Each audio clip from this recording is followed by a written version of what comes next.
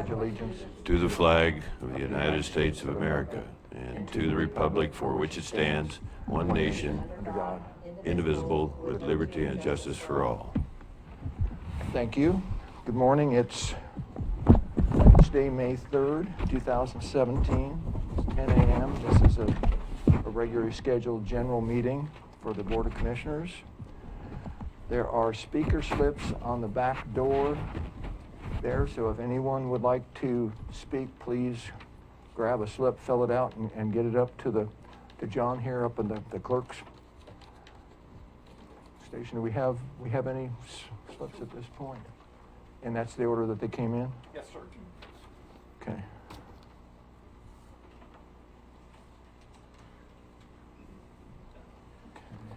Anyone else? No, go ahead. Go ahead.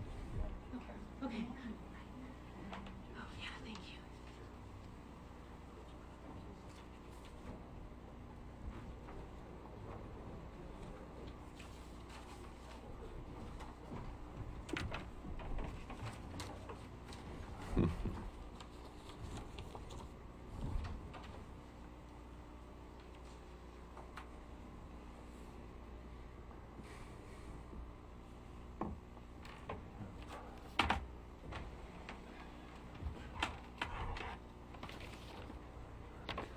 Okay, any other speaker slips? Anyone else want to make any comments? Or okay, then we'll close it off with these four.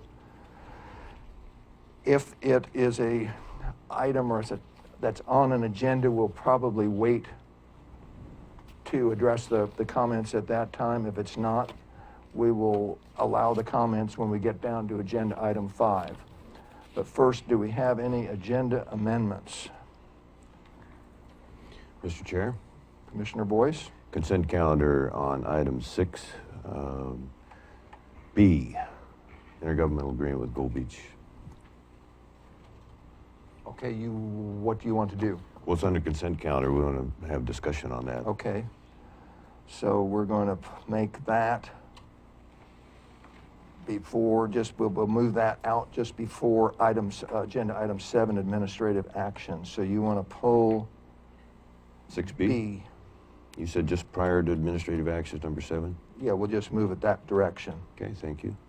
Mr. Chair, Did you have any others, Commissioner Boyce? That's it, Okay, thank you. Commissioner Gold? I want to pull out 6C, and you can put Okay. it wherever you want it. So we'll make that directly after 6B,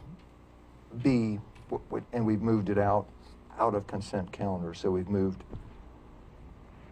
Did she say 6D? 6C. Oh, excuse me. Okay. Okay. Do we have any other agenda amendments? Mr. Chair, there was County Council? there was a late submittal, and it had to do with appointments to CCD, I think. Did the board get those?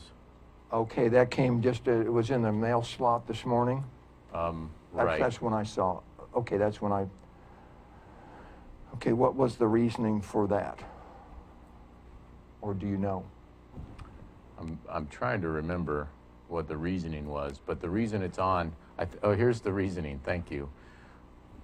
Is They it needed a reasonable reason? Sure, they for needed the late- appointment by the 18th. Originally, we were going to have this on the 17th, but we couldn't because the 17th got moved to the 24th, so we didn't have a meeting before their need on the Okay. 18th, so we had to put it on this agenda. So yes, there was a reasonable Okay. reason why we have to put it on now versus the 17th that won't be here. Okay. Do either the commissioners have any issues with that? Certainly no, thank you. No. Commissioner Gold? Okay, let's move. What is at 2A, we're going to move that after the 2 that were moved out of the consent calendar. So this is going to move down here. 2A. Okay, any other amendments? Commissioner Boyce? No, thank you. Commissioner Gold? No. Okay, so do we have a motion to approve the amendments as, I move that we approve the agenda as amended. Will second, Mr. Chair. Any further discussion? Call for the question? Aye. Aye. Okay, so that, whoops.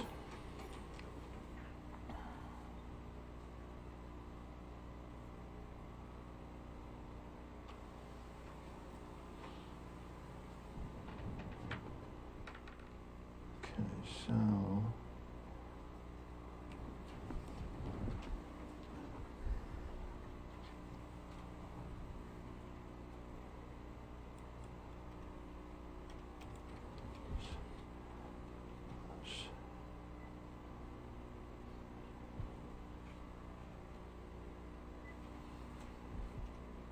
Okay, on. Oops. My watch. Six.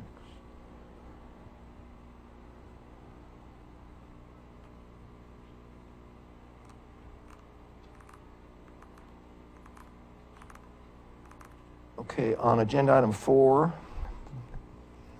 for announcements, we have the budget committee meetings, which are scheduled to begin Monday, May 5th, and run through the May- end of the, excuse me. May 15th, I'm sorry, May 15th to the 19th. We've posted several of those schedules around the office or the hallways here. And I think there have been, well, there'll be additional public notices, several additional public notices per the required calendar and the required Oregon statutes. And when are those going to start and what time? And they'll be in this office or this room, right? 10 a.m. Okay, in this room? Okay. very Correct. good. All will be in this room, beginning at 10 a.m. Monday, the 15th. I think there's the same for the 16th. I think the 17th also. I'm not sure about the Thursday and Friday, what the beginning time is, and that 10 o'clock. Okay, so 10 o'clock for all of those days. And the schedule is subject to change, I believe? Correct. If we get And sooner? we've already moved some, and some may carry over from the Yeah. late afternoon, and then they would automatically carry forward to the next morning and bump Sure, what was there to begin with. unless the budget committee changes that. Correct. The general meeting, and we did this last week, because there was a general meeting scheduled for May 17th, which was right in the middle of the budget meetings, and so we moved that, we agreed to move that to May 24th. So there's now a general meeting scheduled for May 24th at 10 a.m. Okay, let's go to public comments. And we had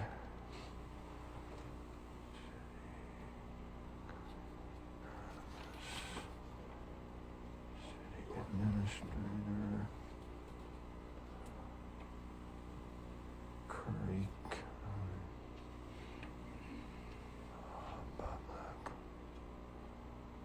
okay, we have 3, I guess, that I see here that were not items on the agenda. The first one was Curry Adronomus, and help me on the, where's Dave? I think it's anadromous. Anadromous? Anadromous? Ah. And then what's the last word? Oh, fisherman. Oh, okay. Dave, you want to come up, please? Mr. Barnes, remind us what anadromous means. Means they spend part of their time in salt water, part of their time in fresh water. You might have to go And to the spawning, blanket for that. doesn't it? And spawning, I think, yeah. Good job. Thank you.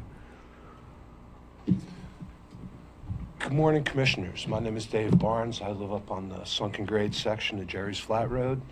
I'm here this morning on behalf of the Curry Anadromous Fishermen. We are the volunteer group that takes care of the Indian Creek Fish Hatchery over here on Jerry's Flat Road. And our permit is run through the Oregon Department of Fish and Wildlife, and it is a 5-year permit that we get to operate the fishery. Just to give you an idea of some of the things that we do, we have approximately 200 volunteers who've contributed about 3,000 hours of their time every year, 2,000 to 3,000 hours over at the hatchery every year, taking care of everything from raising the fish to taking care of the hatchery. Commissioner Boyce was over there with us in the fall, mucking out one of our brood tanks before we could get our spawning fish in. We also put on the fishing derby on the Rogue. We participate with OD and FW. It's a shame y'all missed it, but the last 2 weeks on Tuesdays and Thursdays, every third grader in Curry County came up to Arizona Pond and learned how to fish, and I believe that almost every single one of them caught a trout up there while they were there. Today, right now, the hatchery manager is over working with some people from the SNAP program, which is special needs adults. He meets them over there on Wednesday morning to work with them. And tomorrow we're hosting the National Resources Day over at the hatchery, where I think it's all the 4th graders from Gold Beach and Port Orford come over for a field trip and learn about different things, geology and fish and habitat and things like that. And the reason I'm here this morning is that we need to reapply to ODFW to get an extension on our permit. From what I've been told, the numbers are the numbers. There's a lot of pages of spreadsheets and leases and maps and plots and everything that all of the hatcheries submit. But something that the people in Salem look for is letters of support from the community. And I've been going around to different places in town who had written letters before and asking them if they would refresh the letter that they had written for us 10 years ago. And that's essentially what I'm here before this board this morning to ask. 10 years ago, the last panel on the letter that I gave you wrote quite a nice letter to ODFW on our behalf. And I was just coming and hoping that we could count on you for a similar letter this year. If you wanted to change the date and change the names on the bottom, that's fine with us. You know, the letters we have are all 10 years old now, and we thought it would be a good idea to refresh them. So that is what I'm here before you for this morning. Commissioners, do you have any comments or objections? to Sounds like a doing good so? cause to me. Mr. Chair. Boyce? Yeah, thanks for the work you're doing. And if anybody hasn't been there, promoting on-site visits, I believe it's historically a 30-year facility. Am I close on that? Close, or do you know? yes. It was reconstructed. I believe it was reopened around the early 90s. It's on the original site of R.D. Hume's first hatchery. So there's some history that goes with this place. It's a great facility. If you haven't been there, yeah. So We won't give him your phone number, though, but I would love to help him with the letter. do you want to take the work. lead then and draft a letter up for us I'm to? using this one. Can we use Sure. the stuff that's Using included in this one as a is all template acceptable to for you? our next general meeting? Okay. Yeah, Thank It's you, the same man in charge, John Weber? Excuse me? John Weber, it says ODFW. Is it the Yes. same? Okay. Yes, he's the step biologist. That's Salmon Trout Enhancement Program. I learned Okay. that the other day. But he's the step biologist with ODFW, and he's the one who we work through, we coordinate through him all of our activities. Okay. Thank Sounds you, good. Dave. Fully Curry County, John. Thanks, David.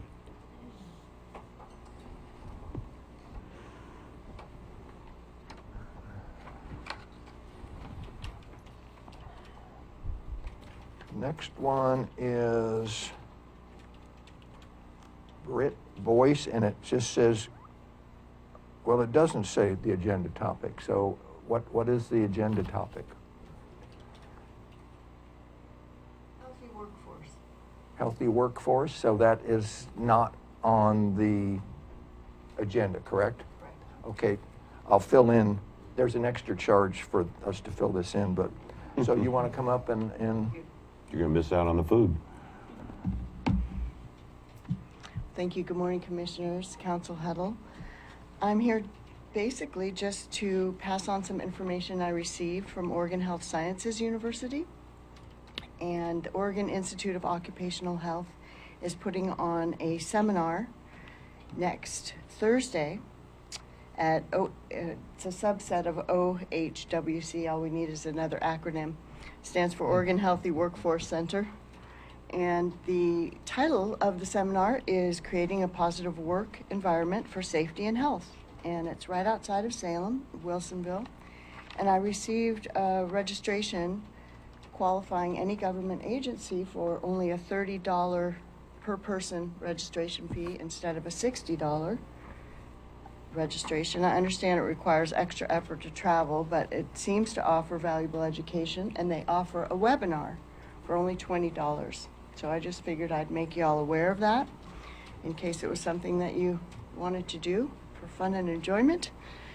And the keynote speaker is Tony Biglin, who is a PhD senior scientist at Oregon Research Institute, and he wrote a book called The Nurture Effect. And the program addresses using public health research to improve the workplace and using organizational technology to create a positive environment. And once again, the webinar is only $20, and in person, it's in Wilsonville, Thursday, May 11th, 9 to 3 p.m. So that's it. Thank you Okay. very much. You're welcome.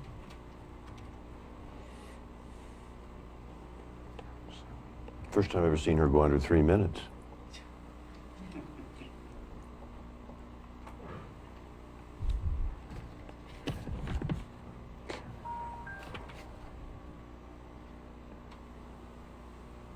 Okay, the next speaker slip is Carolyn Johnson to comment on the public workshop at Flores Lake. Good morning, Carolyn Johnson, Community Development Director. I wanted to share with you the outcome of the Flores Lake Community Workshop last Thursday. There was a little pre-work that went into that. We put it on our website notifying folks that the workshop was going to happen. It was a community workshop, not a board meeting, and it was held last Thursday night at the Langlois Lions Club in Langlois. Over 100 people attended.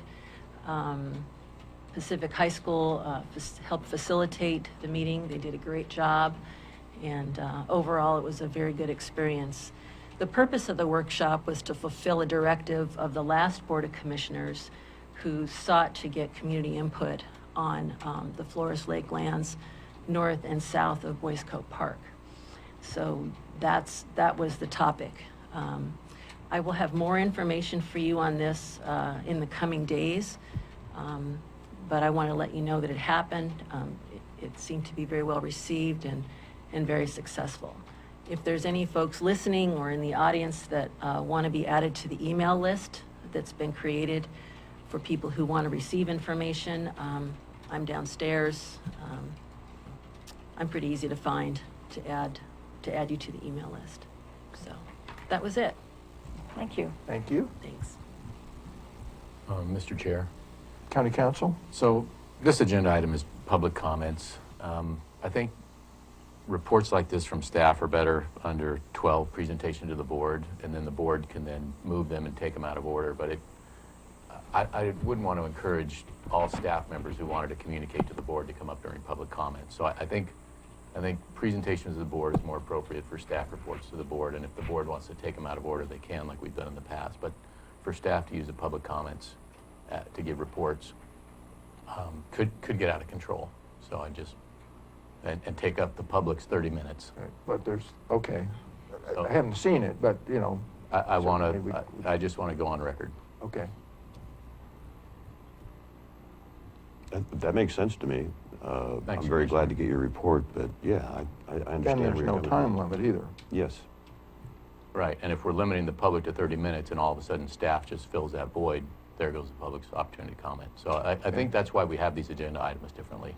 And again, this is Incidentally- the first time we've seen it, but I just want to, I want to nip it in the bud if we can. Incidentally, I still contend there was 200 people there, and you did a great job Okay. facilitating that. I'd be anxious for your additional report down the road.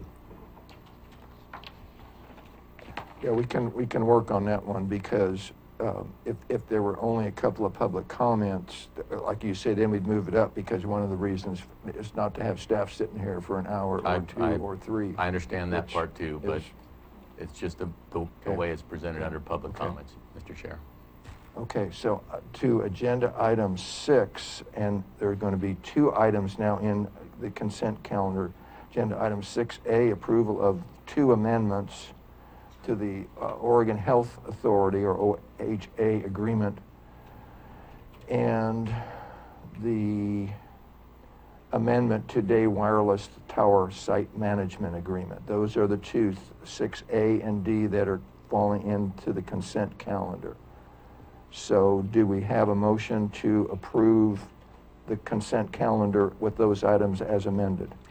I move that we approve the consent calendar as amended. I'll second, Mr. Chair. Okay, do we have any further comments?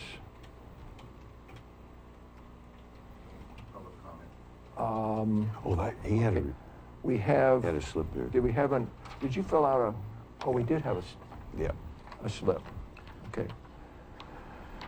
Mr. Chair, I think that slip was filled out after the beginning of the meeting. And Oh, our it was just a rules- couple minutes late. I think it would take a board consensus to Okay, hear it. okay. So that- is that how it I came- hear what came you're over saying, there? 'Cause I Commissioner wasn't Boyce, but watching. I think if we're going to Okay. have these rules, we Okay, need to. So I think the board has the power to. I agreed. Okay, if Okay. it came in after, because that's the reason that toward the beginning of the meeting, I emphasized a couple of times. So, Mr. Chair, excuse me. Correct, but Commissioner Boyce? No, I just move that we hear the last public comment there from, I believe, Mr. Morrow. Commissioner Gold? What is it regarding? The Flores Lake Workshop. I'm okay with it. Okay. I'm not, because of the reasons Yeah, that I we're, got we you. either have rules and follow them, or we don't. But Mr. Or we override them by a majority of the Board of Commissioners. Okay, so we have 2 that are saying to allow it, so please come up. I want to comment, Well, Mr. Chair. no, he has the floor, he has the floor. Thank you. Thank you for your time this morning. Thank you for giving me the opportunity to speak. I wanted to essentially thank you for letting Director Johnson do such an amazing job of organizing the workshop that we had up at the Langlois Lions Club. And I will go for roughly 150 people, somewhere between. We had 100 chairs set up. It was filled immediately. We had at least 25 around the walls there for the entire duration, plus another 30 or so that wandered through during the course of the meeting. And hopefully, Commissioner Boyce's takeaway was that our community really wants to pursue a conservation approach to the 500 acres at the south end of the lake.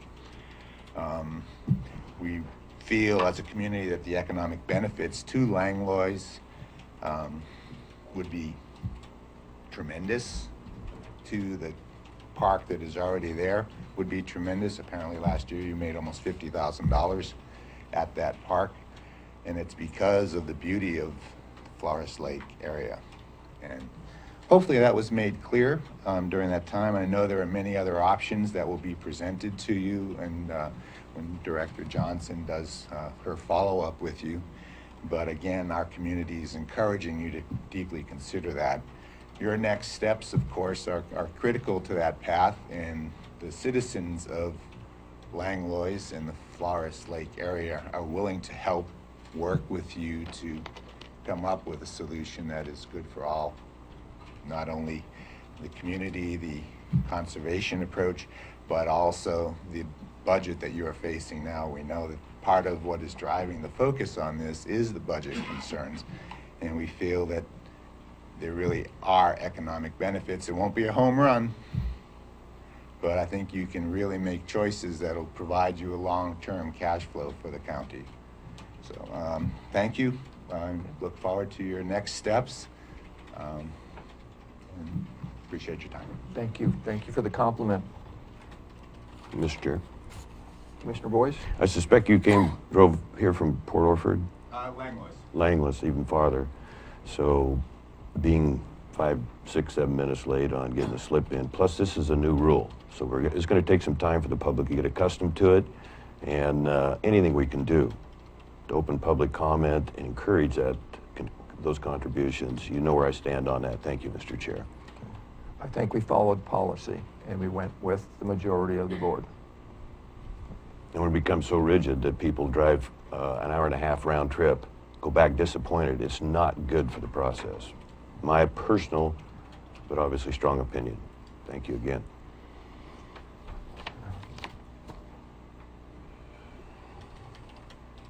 Okay, so we moved 2 items out. Did we vote on the consent calendar, or did we Yes, we break did. for? We did. Yeah, Okay, we did. thanks. I know We we. did. Then we had the. Thank you. that Good. that- Okay. Well, Other- did we? card. I know we had the motion. Did we vote on it? I don't think Yes. we, Oh, I don't think No, we we voted. did. Okay, Did we the- vote on well, it? Yeah. the clerk says we did. Yeah. Okay. Okay. I voted, that's all that matters. Sure. No.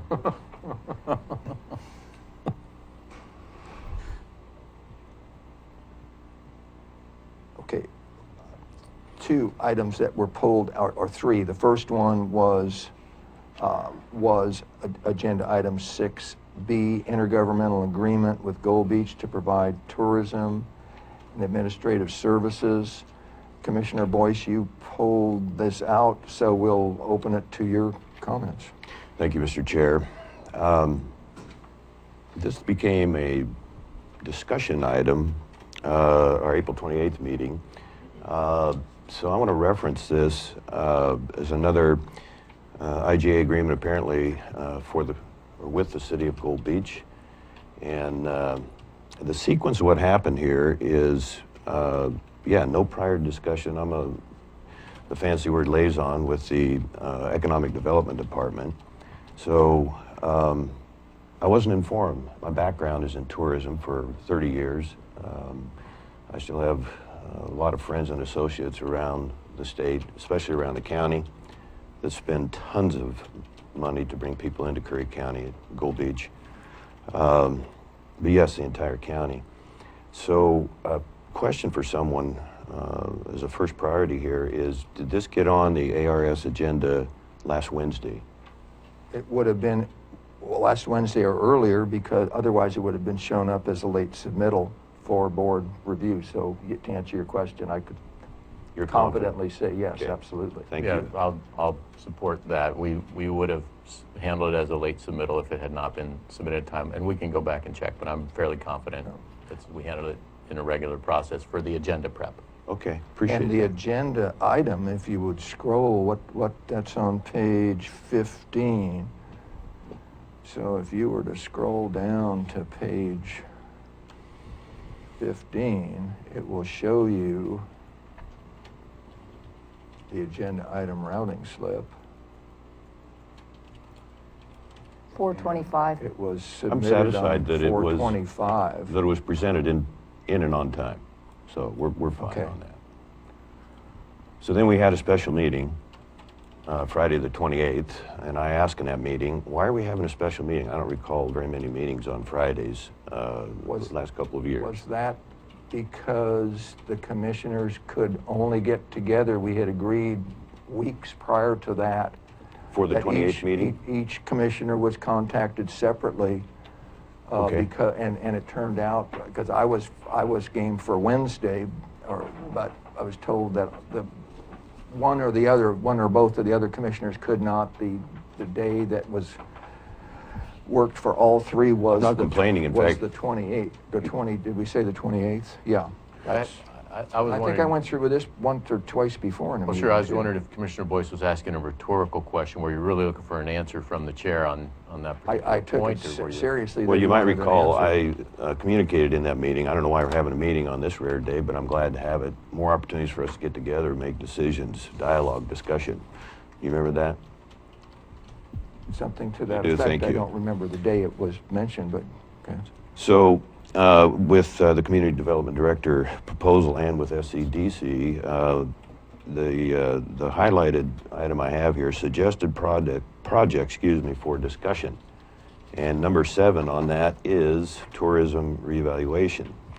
So I didn't know that it was going to suddenly come to the board for a proposal, another IGA agreement with whomever, without the bid process. And so at that meeting, I voiced opposition for any government agreements after I told Carolyn Johnson, Director Johnson, excuse me, that you're batting 1,000. Then we had number 7. I said, nah, I'm pretty uncomfortable with that, and there's a variety of reasons why. And I appreciate, Mr. Chair, that you open up the discussion process here. May I make a comment, or you want? Of course, no, of course you can. Well, you mentioned the IGA and the bid process. I think 2 things here. Number 1 is an IGA with a public entity. I don't know that necessarily applies. Number 2, the amount is, wasn't it under $10,000? $9,600. So it doesn't apply anyway. So, But it was put under the consent calendar, and I had to pull it out so we could discuss it. So in less than 1 week, actually 3 days, it comes on our agenda, and we're just going to put it under the consent calendar. And that, had I not pulled it out, we wouldn't be able to discuss this whole process. And I have very strong opinions on why I think this is a bad idea.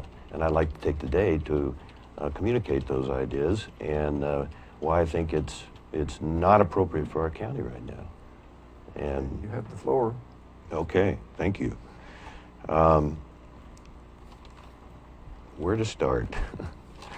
You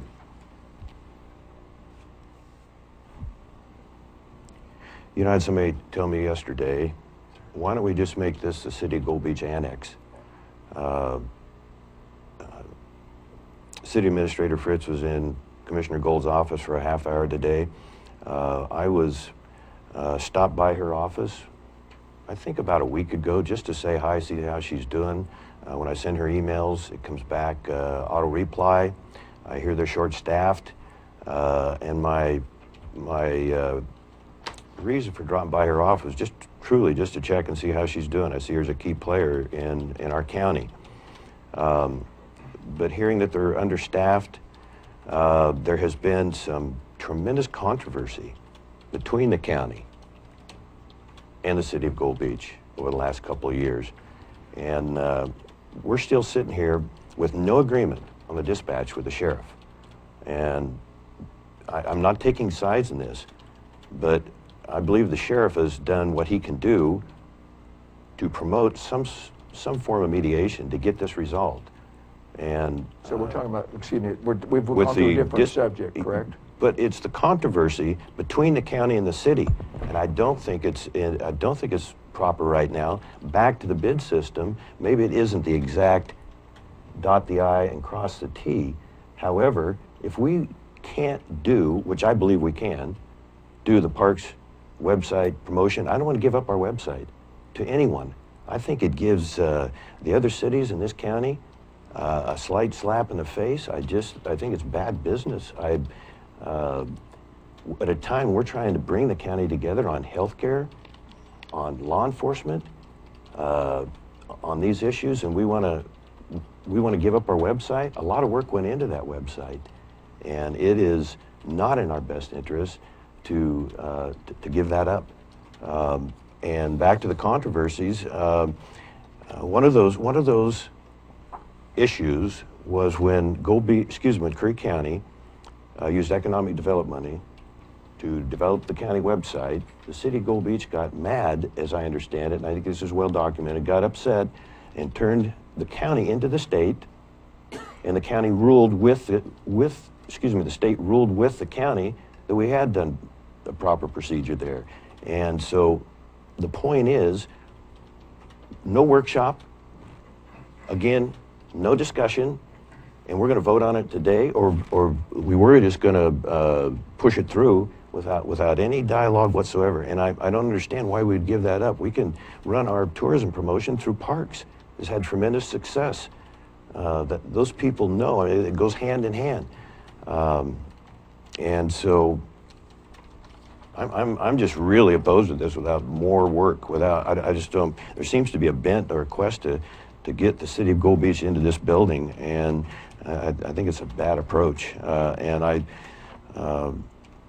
Director Johnson has had a pay raise to get all this in order, and I don't want those lottery dollars going to the City of Brookings or Gold Beach or anyone else unless we can justify that it is truly in the best interest of the county. We can't do that without discussion.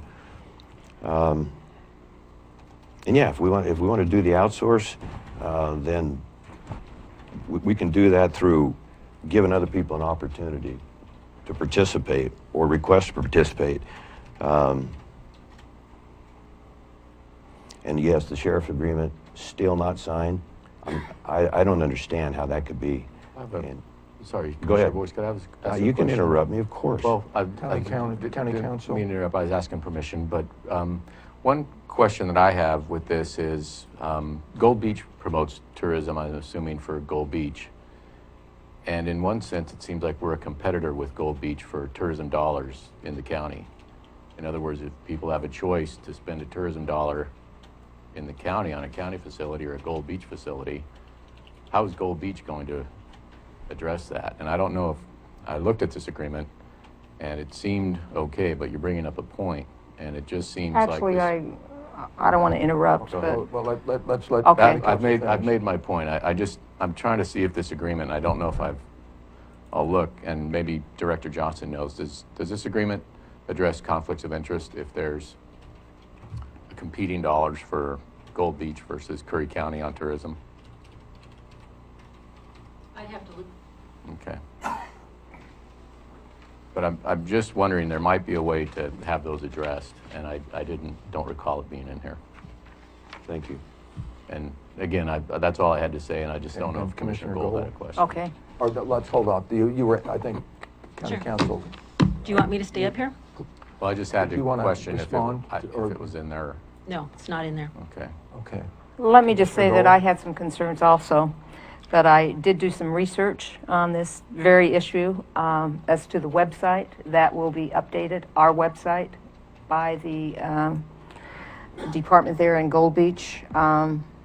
They are also involved, Gold Beach is involved in many different areas, and they're promoting all of Curry County. They're involved in Travel Oregon, which gives the South Coast quite a bit of dollars. They're involved in Rural Tourism Studio.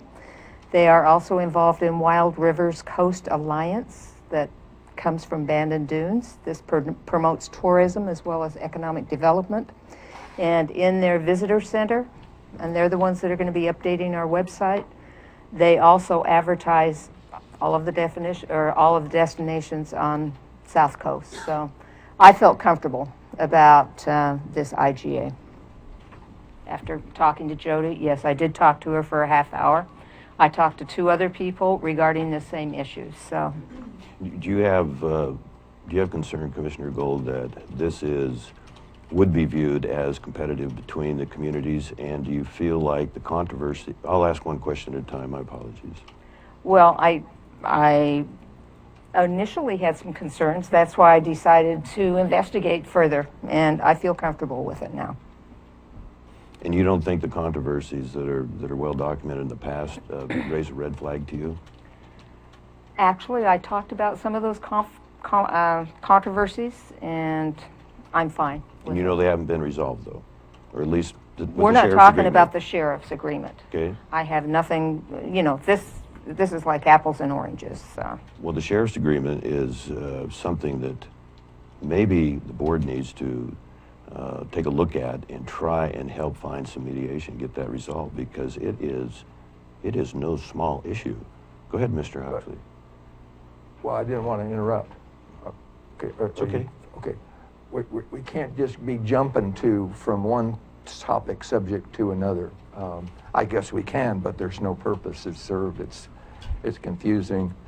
Well, the purpose I'm not is going to comment on the website other than, and I did this on the record 1 or 2 meetings previously, the one of the reasons for this, the travel, the travel Curry Coast was not kept up. It was in very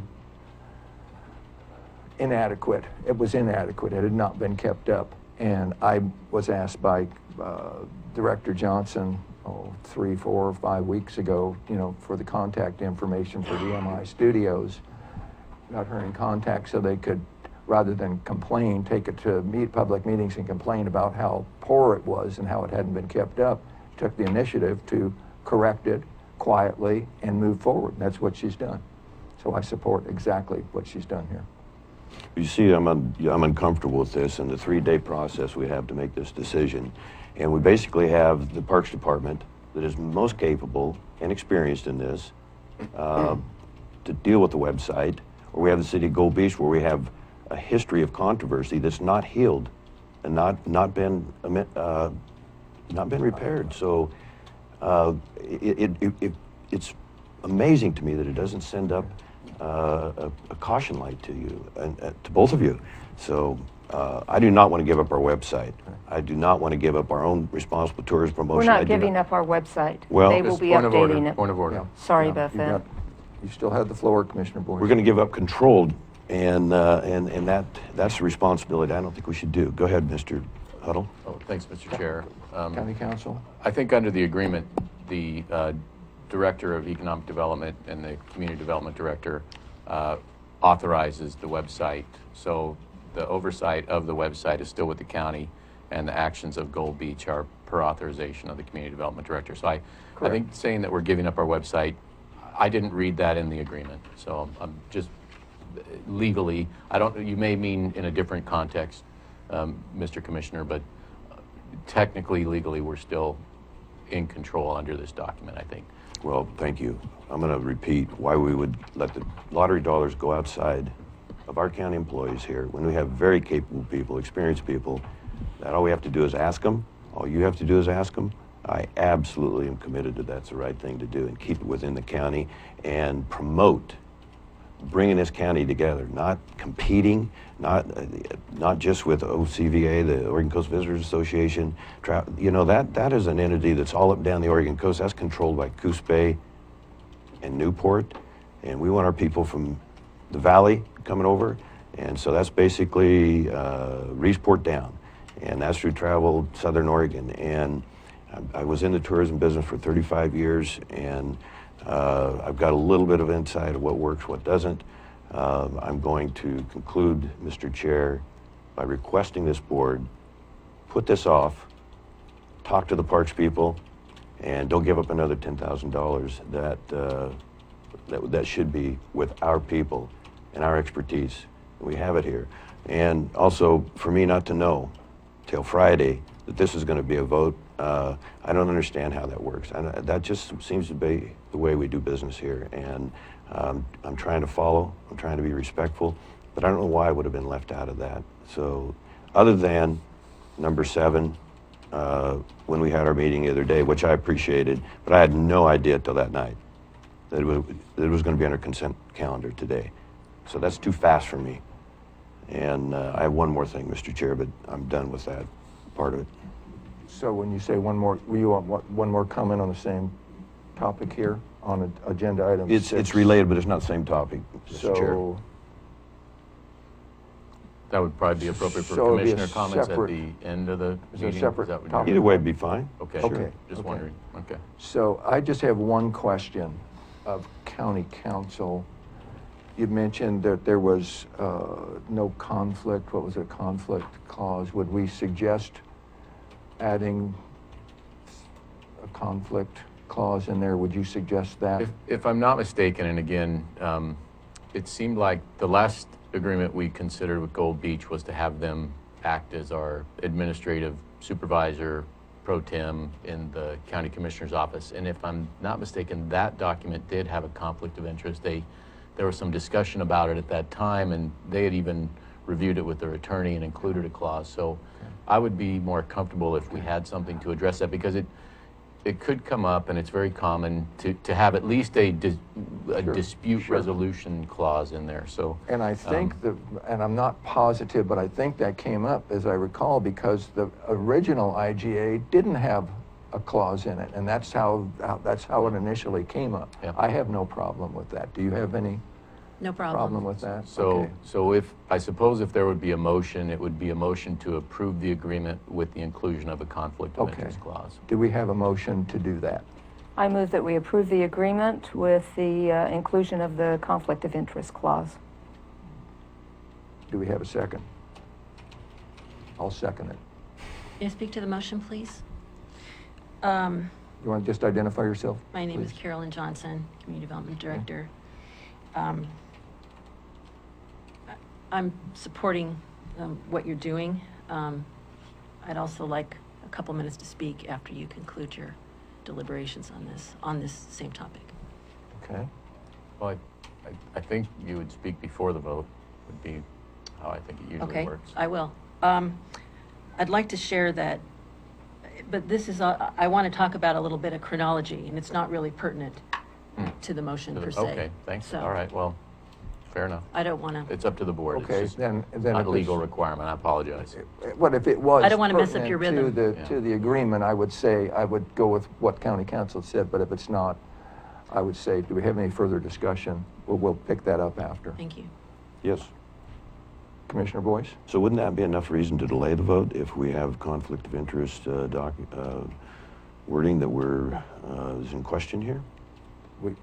This is not uncommon that we'll add basic language or changes to something during a meeting. It's just not uncommon, so no. Not in my opinion. Any other comments? Or? Not this time, thank you. Okay, call for the question. Aye. No. Aye. Okay, now I need a to your, moment, to if I your could have a comments, moment. please. I just wanted to go back on the chronology of this because I don't want Commissioner Boyce to believe that he has been left out of the loop. The staff report for the meeting of last Friday was made available on Monday the 23rd, or Monday the 24th. It was published on the website, and I presume that the BOC office transmits those to the board as well. So it was available at that time. And the other thing I'm noticing, and I think this is just an oversight because it's a little bit of an unusual situation. If you look at your agenda routing slip, towards the bottom, Part V, anytime your commission, one of your commissioners has a department that they are liaison to, the report goes to them before the BOC office puts it on. And I think it's a little bit unusual, but my department, now that it is taken on economic development, I'm split between two commissioners. One commissioner for economic development, one commissioner for community development. And as I look at this ARS, I see that either it wasn't routed to Commissioner Boyce because there's no check mark that you had reviewed it or knew about it ahead of time, or it was just an oversight. So I just want to put it out there that procedurally it might be helpful to remember that in the future. And it would also be helpful if I would make it apparent to the BOC office that make sure you get this to both commissioners. Just to County council. Thanks, Mr. Chair. Just kind of to clarify the process after items are submitted, they go to a review where we rely on the commissioners to go in there and review them and indicate. So they're technically not routed around Correct. after they're submitted. They're put in a folder that all the commissioners can okay. review. So it's up to the no commissioners real to review correlation those. to that whatsoever. And you may read it. You may. I know Commissioner Gold checks most of them. You know, it in the past had been typically, but not always. You know, to be checked by the commission liaison. But Sure. there's no fast rule there. Recently, I haven't checked most of mine when I've gone Yeah, I through, think, but I review them. I think you have double duty to work with two liaison commissioners now. Well, I do, and I apologize to you for not pointing this out. I made some presumptions that I shouldn't. Well, I could, if I may, Mr. Chair. Commissioner Boyd? I could be a little oversensitive based on what happened back in our first meeting with the IGA agreement for the BOC office administration through the city of Gold Beach, and then my background in tourism. So yeah, I think we all think we're great marketers, I realize, but I have had that experience, and it has some value to the county, I hope, over time. And then just with City Administrator Fritz ignoring my emails, ignoring my visit, and then ignoring me today, that's not a good feeling to know that I'm going to be able to work with her. It only takes two to get her in this building.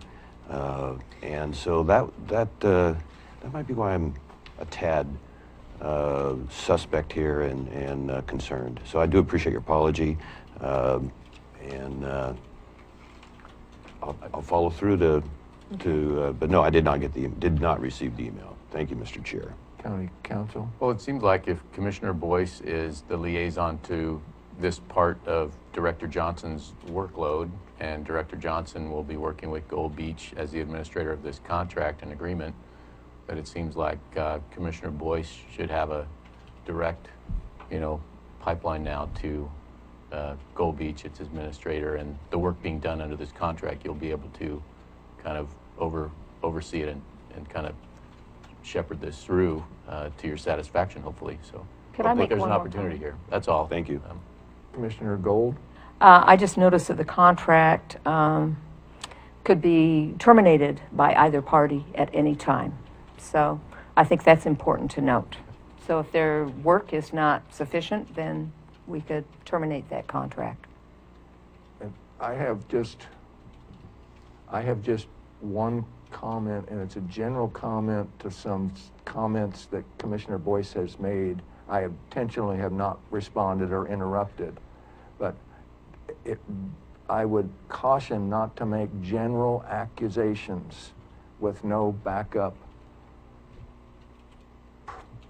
authority proving those accusations. It's just not a good thing to get into. It's just not. So Well, if you're, if show even me the to- respect to- of, excuse me, Mr. Chair. Go ahead.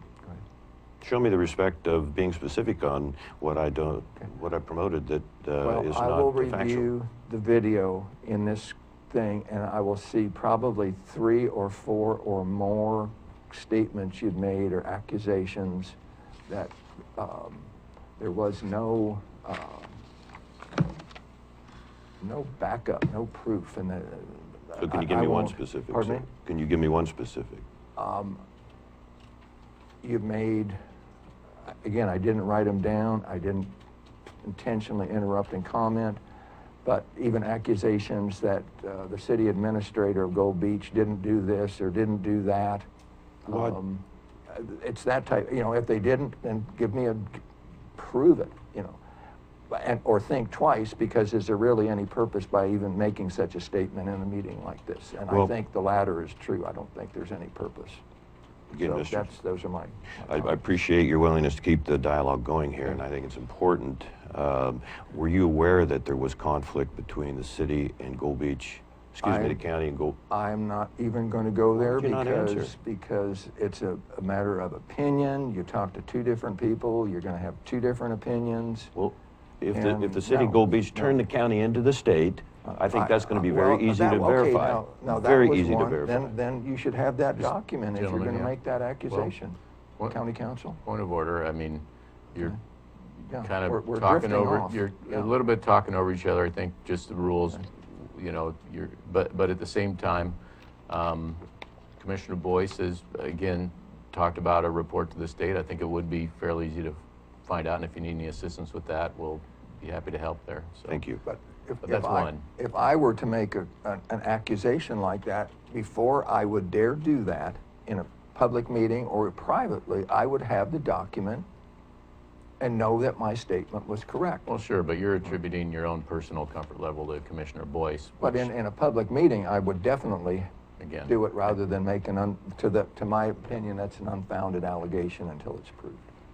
Well, it isn't with the sheriff's department, so I will, that's well documented. Okay. And incidentally, Council Huddle, you've been involved in that, and So maybe- you've done, I've appreciate what I've been able to read that you have reviewed, and again, well documented. So I will do my homework, and I will see what I can offer to the board that's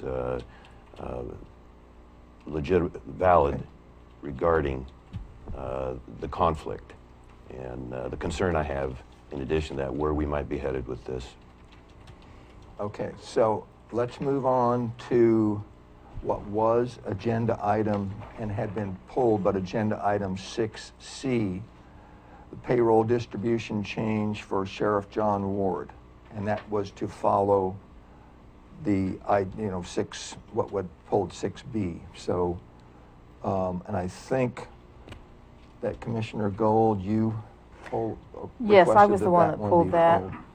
pulled. In doing a little bit of research, when someone retires, which is what Sheriff Ward did, I believe in January, they no longer have to pay 6% they're 6% in PERS. The county currently is paying 15.98%. That's their contribution to PERS. So I checked with several other governmental agencies to see what their position was on paying into the pocket of the retired person the amount that they would put for PERS, which amounts to $1,148 per month in the sheriff's case. And in both instances where I talked to those individuals who have employees who are retired from PERS, they do not give those employees money. So I think I would be abdicating my fiduciary responsibility if I voted for this. That would really mean that he would have close to a 22% raise. Well, that was the extent at this point of your comments. That's it. I'm Do you have any comments, Commissioner Boyce? Boy. Good work, by the way. Interesting. You know, law enforcement in Curry County. The police chief in Brookings, who has an incredible resume, has had incredible success, not unlike our sheriff, gets paid substantially more. And well, I didn't sleep about 3 nights ago because there was a rumor going around that Sheriff Ward was going to resign. It was like wake up in the middle of the night going, oh my gosh, we can't afford that right now. I'm not saying he has said anything like that, or other than it was a bad dream, because I care that much about what happens in this county and public safety and where we might be headed and the responsibility we have as commissioners. I'll just conclude here with, I'm going to support this.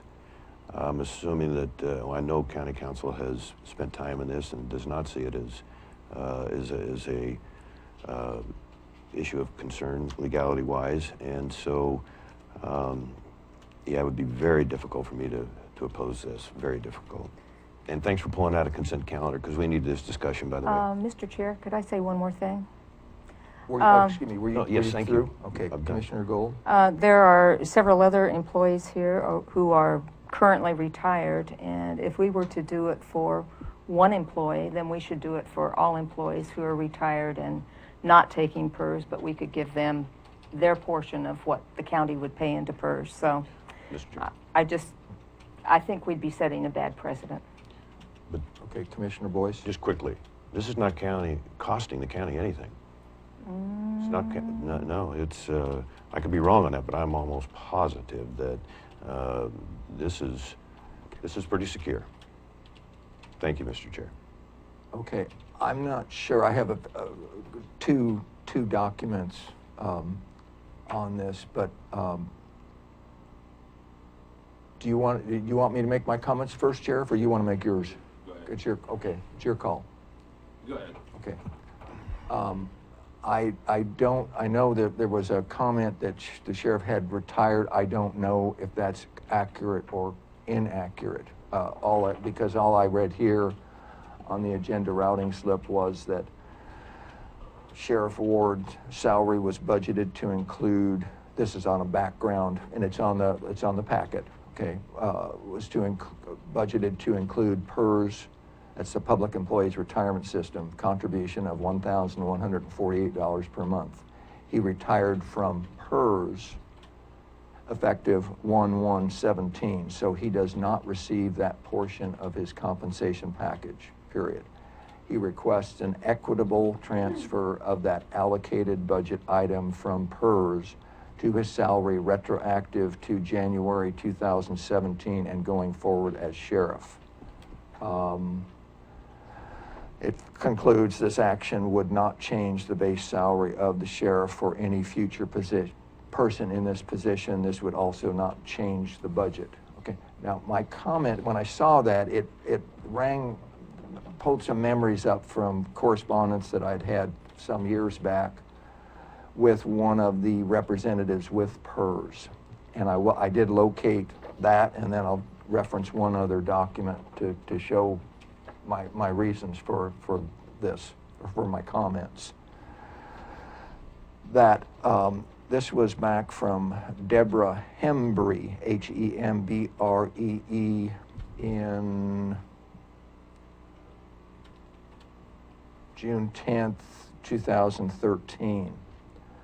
And it had to do with a comment that she'd made in our correspondence I was having with her. And she says, if I understand your question correct, or your question correction, I think she means correctly, you are asking how much the 2013-2015 employer contribution rate is paying for benefits for employees who are no longer working in PERS covered positions. The answer to that question is that on a system average basis, about 40% of the 2013-15 Tier 1, Tier 2 employee rate is to cover the unfunded liability for retired and inactive members. What this, and this was very, I was surprised, and yet when she explained it further to me, I wasn't, because what she was saying is that basically it doesn't, these payments or these contributions from the county don't go into a separate account just for that individual. They go into a huge account for all PERS members, retired or otherwise, okay? And the reason that it does is that it takes, as of 2013, 15 PERS contributions, she explained it takes about 40% of that total contribution to keep the public employees retirement system from basically imploding and crashing, because it does not have the funds to pay the retired employees. And 40% of those payments from current active employees are used to pay the retirees to keep the system from not crashing, okay? If you go also, and here's another source for this document that anyone can pull up. This is called PERS. It's PERS, and then it's a colon by the numbers. This happens to be the July 2013 one that went with the email. And on page 14 of PERS by the numbers, in the actuarial accrued liabilities, it says approximately 68% of PERS total accrued liability is for members who are no longer working in PERS covered employment, retirees and inactives. That's 68%. As a result, approximately 40% of an employer's contribution rate is associated with these groups. In other words, it takes 40% to keep this system from literally imploding. So my comment then, based on what I saw here, was that in not knowing whether this is done frequently, infrequently, or never, as far as this request, I don't know. To request 100% is basically two things. Number one, the contribution from the county ultimately is going to result in about 60% going to the particular individual, whoever it might be, okay? Not 100%. Number two, that would increase by, I don't know, $500 or so, you know, over that of the 40, whatever 40% of $1,148 is. Plus, to do it this way, it increases your rate for retirement purposes. And I know I've read many different PERS articles on that. I'm not up on it enough today to start citing things, but typically when you do cash out on the retirements, it's normally the last 3 years, and there's stories of, you know, different employees, not just in Oregon, in other states also, trying to see how they can get their last 2 or 3 years up high, so it put them in a higher retirement funding for the remainder of their natural lives. But so for those reasons, I do not support this at all, and certainly not for the full amount, because of what I just explained. And Sheriff Ward, you have the floor. Good morning, Commissioners. Sheriff Ward. First of all, you know, I was appointed sheriff back in 2014, and my term ended as of December 31st, and then I was resworn in as the elected sheriff. But prior to that, I retired from PERS. If you think about it, every year the elected official compensation board gets together and they make a decision on what the salary should be for the sheriff. Well, this year was, I believe, was $89,000. The sheriff has been paying for the last 10 years the same amount for the last 10 years. No increases except for two little COLAs in 2 different years. The sheriff had nothing.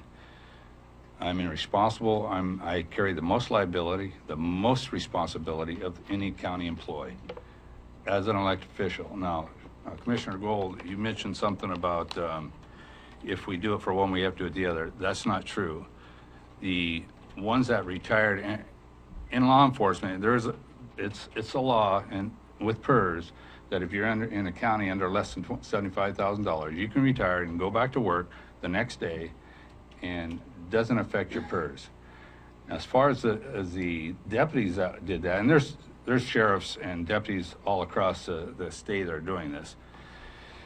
As far as the deputies are concerned, they won't get extra money because they're on a contract with certification purposes. They're in a union, so they have to go abide by the union wages with their certification. I'm elected, it's different. And I'm not asking to get anything other than what is actually my compensation piece with PERS, my whole compensation package. This doesn't cost the county any extra money. I've talked to Julie Swift about it. I've talked to county council about it. They're both in agreement that there is no issue with this. So my question to you is, why not when, like last year, the compensation board said, hey, sheriff should be paid $70,000 or $86,000, something like that. Within 30 seconds, you made a decision, we don't have any money, we're not going to do it. But yet this last year, I know of 3 big raises in county department heads that people got pretty good stamps for raises, and here I am still stuck in the same boat. I'm going to ask county council for his opinion on this, since he helped me with this routing slip. Well, thanks, Sheriff. If Mr. Chair, could I? County council? Thanks. So again, my review as county council is whether something is legal to do or not, and I think it is legal for the county to do this. And again, the idea of the equitable share, it's a pseudo-legal concept based in fairness, and the idea there is what the sheriff described. And I know, Mr. Chair, you mentioned, the way I understand it is we are making a contribution to PERS under the sheriff's salary. And what you're saying is of that contribution, 40% of that is used to go to somebody else, but he doesn't get it all. I don't know how that math works from PERS, but I would like to think as a PERS employee that if there's a PERS contribution made for me, it will be available to me 100%, even if out of that 100%, somebody else has to pay 40 of it, so right, and that's where. That's not what I understand as far as the numbers. That's not. Well, what I didn't hear that lady, what I didn't hear Yeah. in that email and that description was that her say, if the county makes a PERS contribution on my behalf, I'm only going to see 60% of it.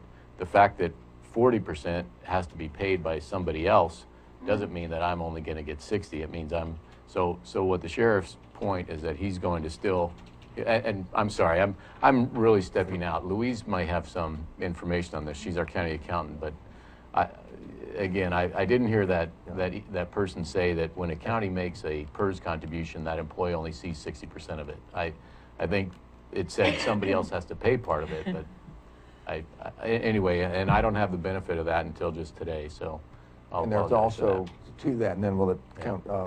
But to me, what I asked was, what I had heard was that under the sheriff's, salary, this was a budgeted portion of that, and so it wouldn't change the sheriff's salary and compensation budget. So those were really my short analysis. I didn't have a chance, obviously, to analyze the statements that you were making, but. Well, and I that's- didn't have them that's until the- this morning. I Sure. just pulled them up this Yep. morning and did not know until back in 2013 that was the case. I'd understood that everything went into an individual's account. They said, oh no, it goes into a pool.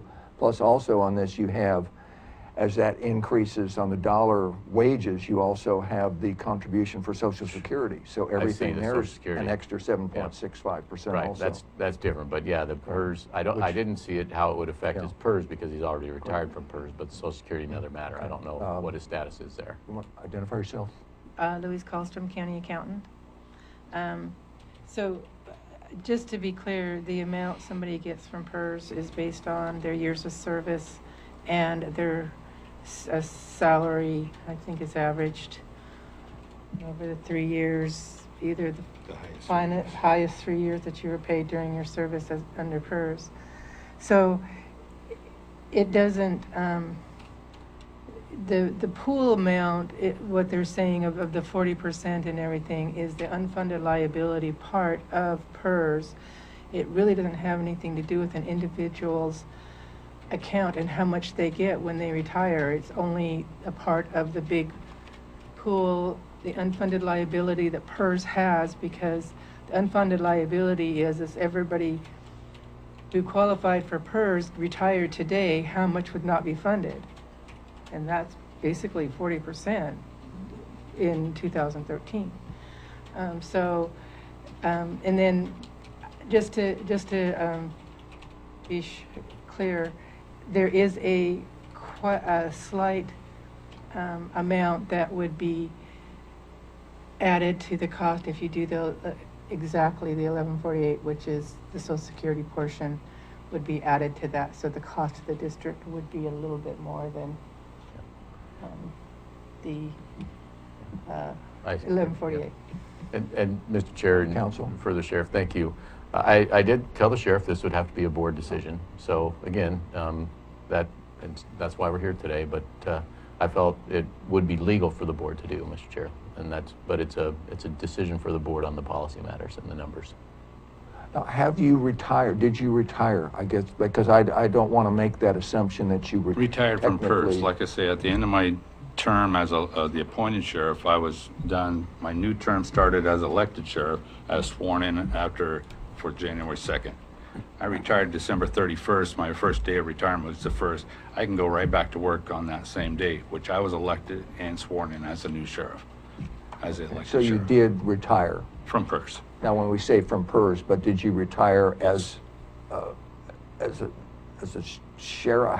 You can separate just PERS in a retirement? Is that correct? Because I don't. There know. has to be a separation there, but, I contact the county clerk, I talk to state elections, everything is warned. There's other sheriffs that are doing that, and quite a few other deputies as well. Could I make one other comment? Commissioner Gold? There is a law that states if there's a county that's a small county, then PERS people who have retired can actually come back and work full-time. In bigger areas, they cannot. There's a limit. So in the two entities that I checked where they have PERS retirement people coming back and working full-time, they did not pay those individuals the amount from PERS. And so basically, what I was told, this would be like double dipping. You're getting your retirement plus you're getting your salary check, so. Well, I wouldn't call it double dipping. You earn those. and Oh, I'm not saying you don't earn it. I'm just saying that's, I couldn't live on just what the retirement was because it's not that much. I haven't been paid. My three highest years were when I was a sergeant. That's what they computed it on. As a sheriff, I make basically less than what I did as a sergeant. So, and when $75,000 a year, and then you look at the chief of police in Brookings that's getting almost $120,000 a year. All I'm asking is just comparable money that was my compensation package just be reallocated into my salary. It's budgeted for. If I was to leave for some reason or something happened to me and somebody had to be taken over, I don't want them be, not having their ability to have PERS because it's not budgeted for. You know what I'm saying? I just wanted to. Just Louise identify yourself Kallstrom. again, please. Yeah. Louise Kallstrom, County Accountant. I just wanted to make a comment about the PERS retirement rules. Is that if you retire from PERS, in most cases, you can only work half-time. So, I mean, it's a fiscal year, so if you retired in, it's a calendar year. So if you retired in July, you could work the whole year because you're only working a half year and then a half year. But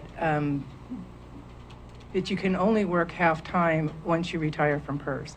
However, there's a special rule that Sheriff Ward was talking about, which says that in certain circumstances, you can work full-time and stay on your PERS retirement. So he can retire from PERS and work 100% of the time also.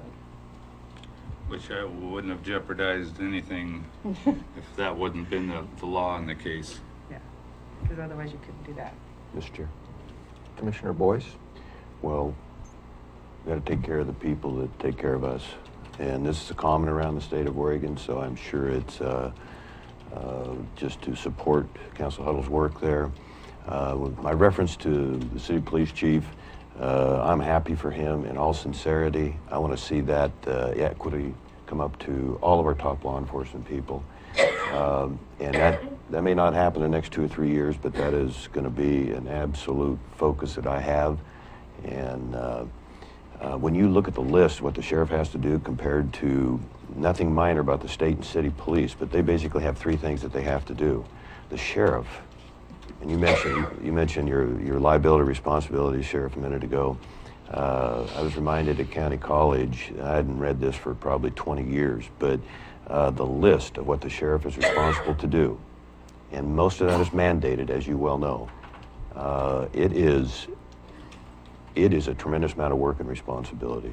So I don't want to state the obvious, but just a reminder that the Sheriff's Department, especially when it comes to the rural exposed areas we have, you're seeing around the entire state of Oregon, it is just a lot of responsibility. So that's my opinion on that. Thank you. And I understand Sheriff Ward again, the elected compensation board this year,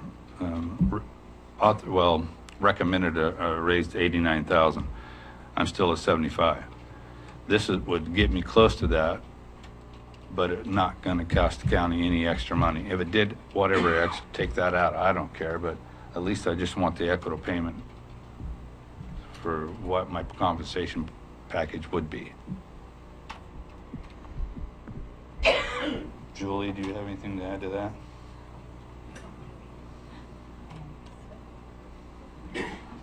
Uh-oh. Julie Swift, Payroll and HR Coordinator. I worked with the sheriff on this concept because it is budgeted monies. I understand that maybe only 40%, 40% may cover the unfunded liability. That doesn't make a difference in what we would have to contribute for him. And that rate was at 18.19% currently. So we just did the math and took 18.19% of the salary, and would add it to the wages. Legally, as County Council said, it's not illegal. He is allowed to work full-time, and without the PERS contributions going in, I don't see why he shouldn't still receive that same compensation that's been budgeted.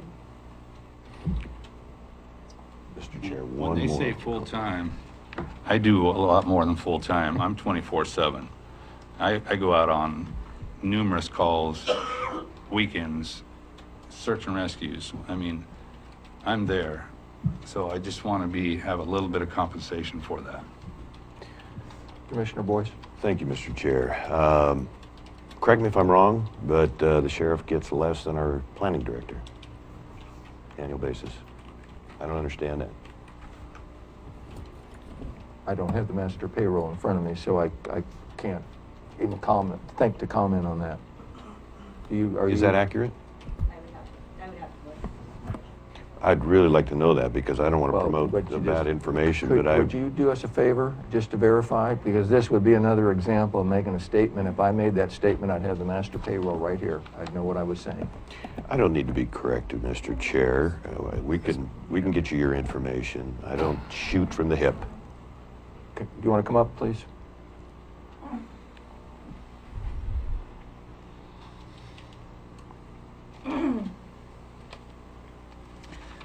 Louise Colstrom, County Accountant.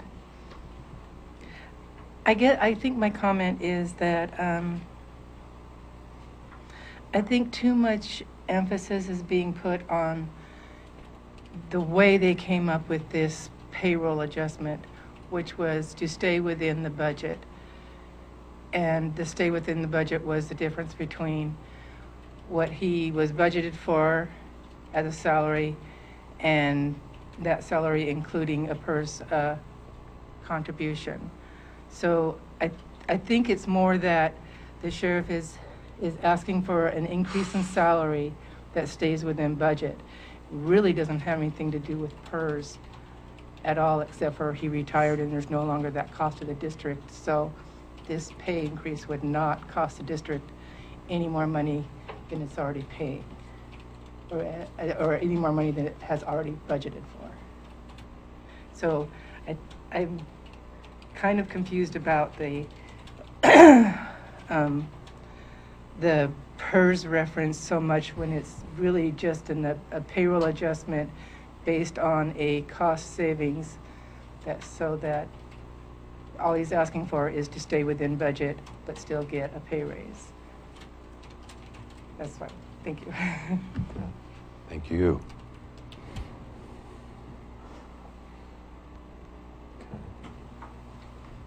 We'll wait a minute here until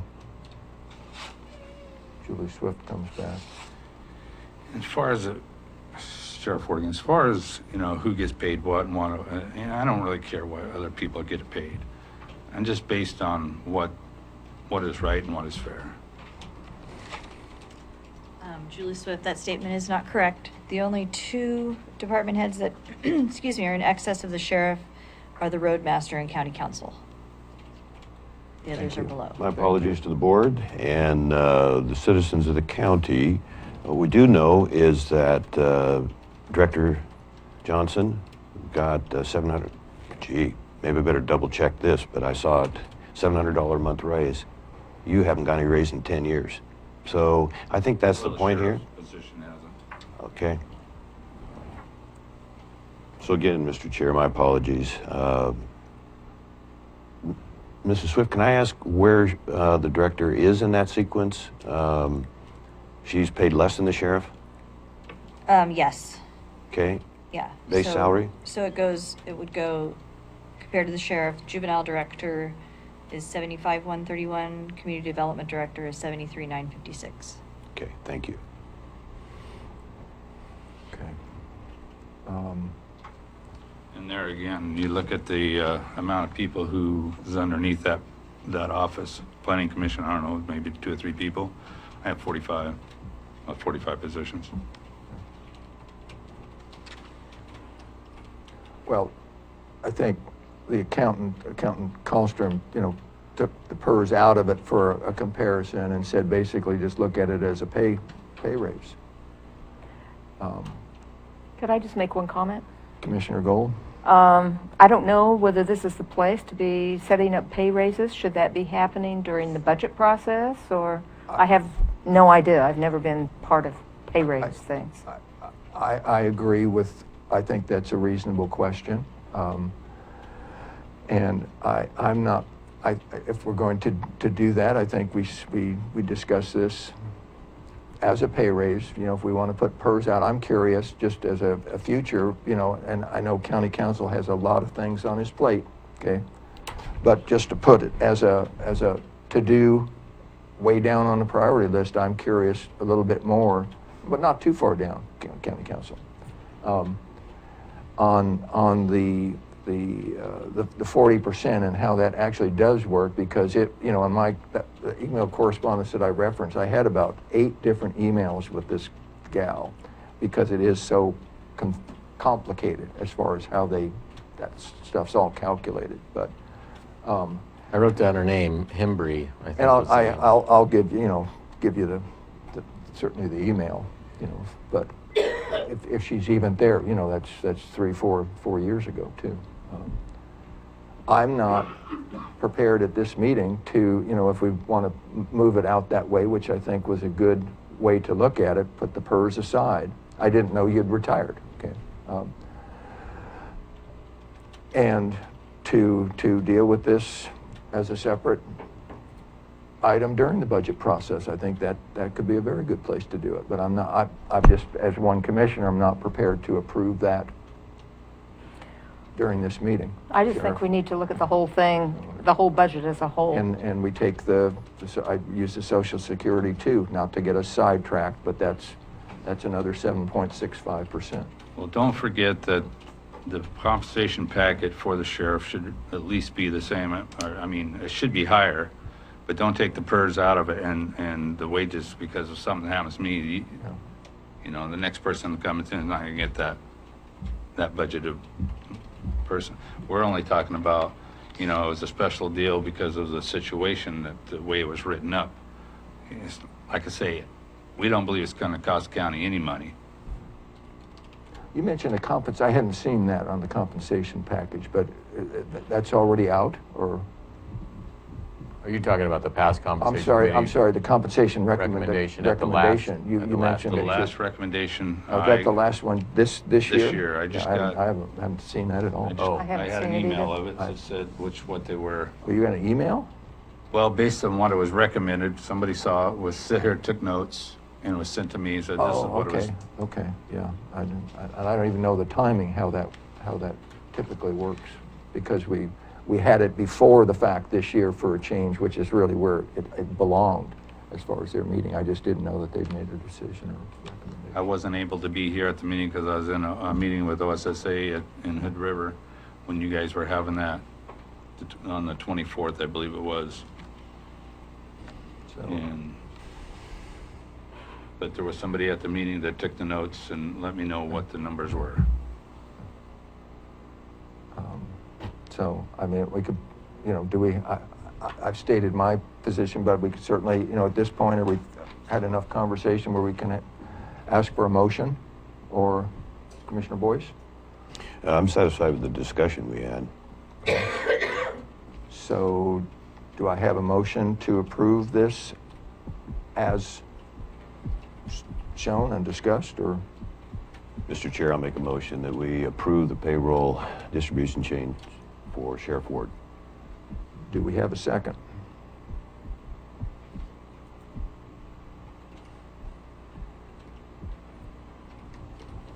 Thank you, Sheriff. It dies for lack of a second. And I would encourage the subject to be discussed during the budget meetings.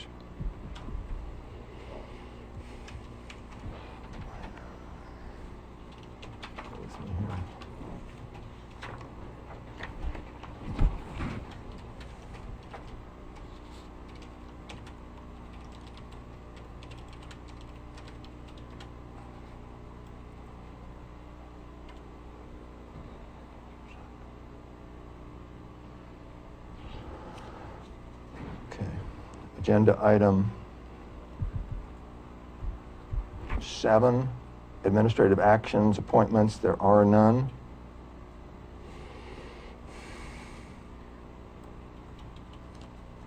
There's no separate scheduled public hearing under agenda item 8, proclamations, resolutions, legislative actions, agenda item 9. There are none.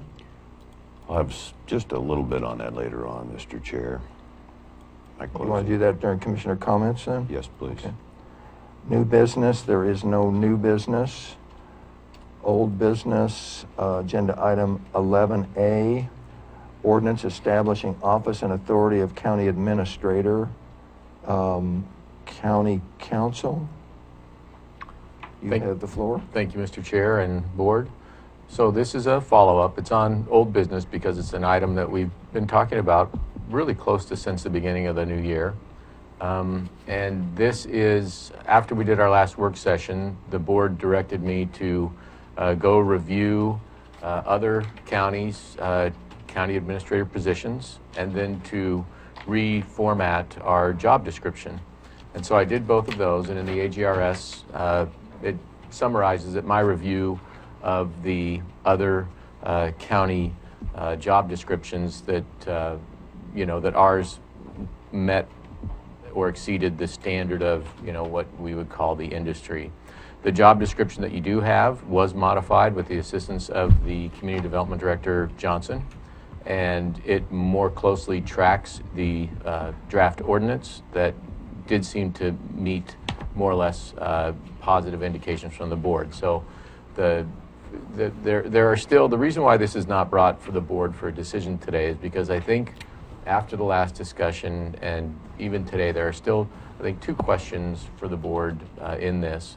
And one of them involves me directly, and it's found on page 34 and 35, I think, of your agenda packet. And it's under powers and duties of the county administrator, and it's got a page number 1 on the text in there. But it talks about, and then if you go to the top of the page number 2, which is maybe the top of page 35, okay, that's 34. But it says county administrator will be responsible for the following functions, and it says directing all activities of county appointed administrative departments, select, appoint, supervise, dismiss all county administration staff and county employees. And then again, this was borrowed from another county. It says the county administrator has no such power over the county council or an elected county officer. So that's one of the, I think, the remaining questions. This singles out county council as not being subject to the hiring and firing power of a county administrator, but only directly to the board. The disadvantages for the board on something like that is you have a different set of rules applying to one particular employee.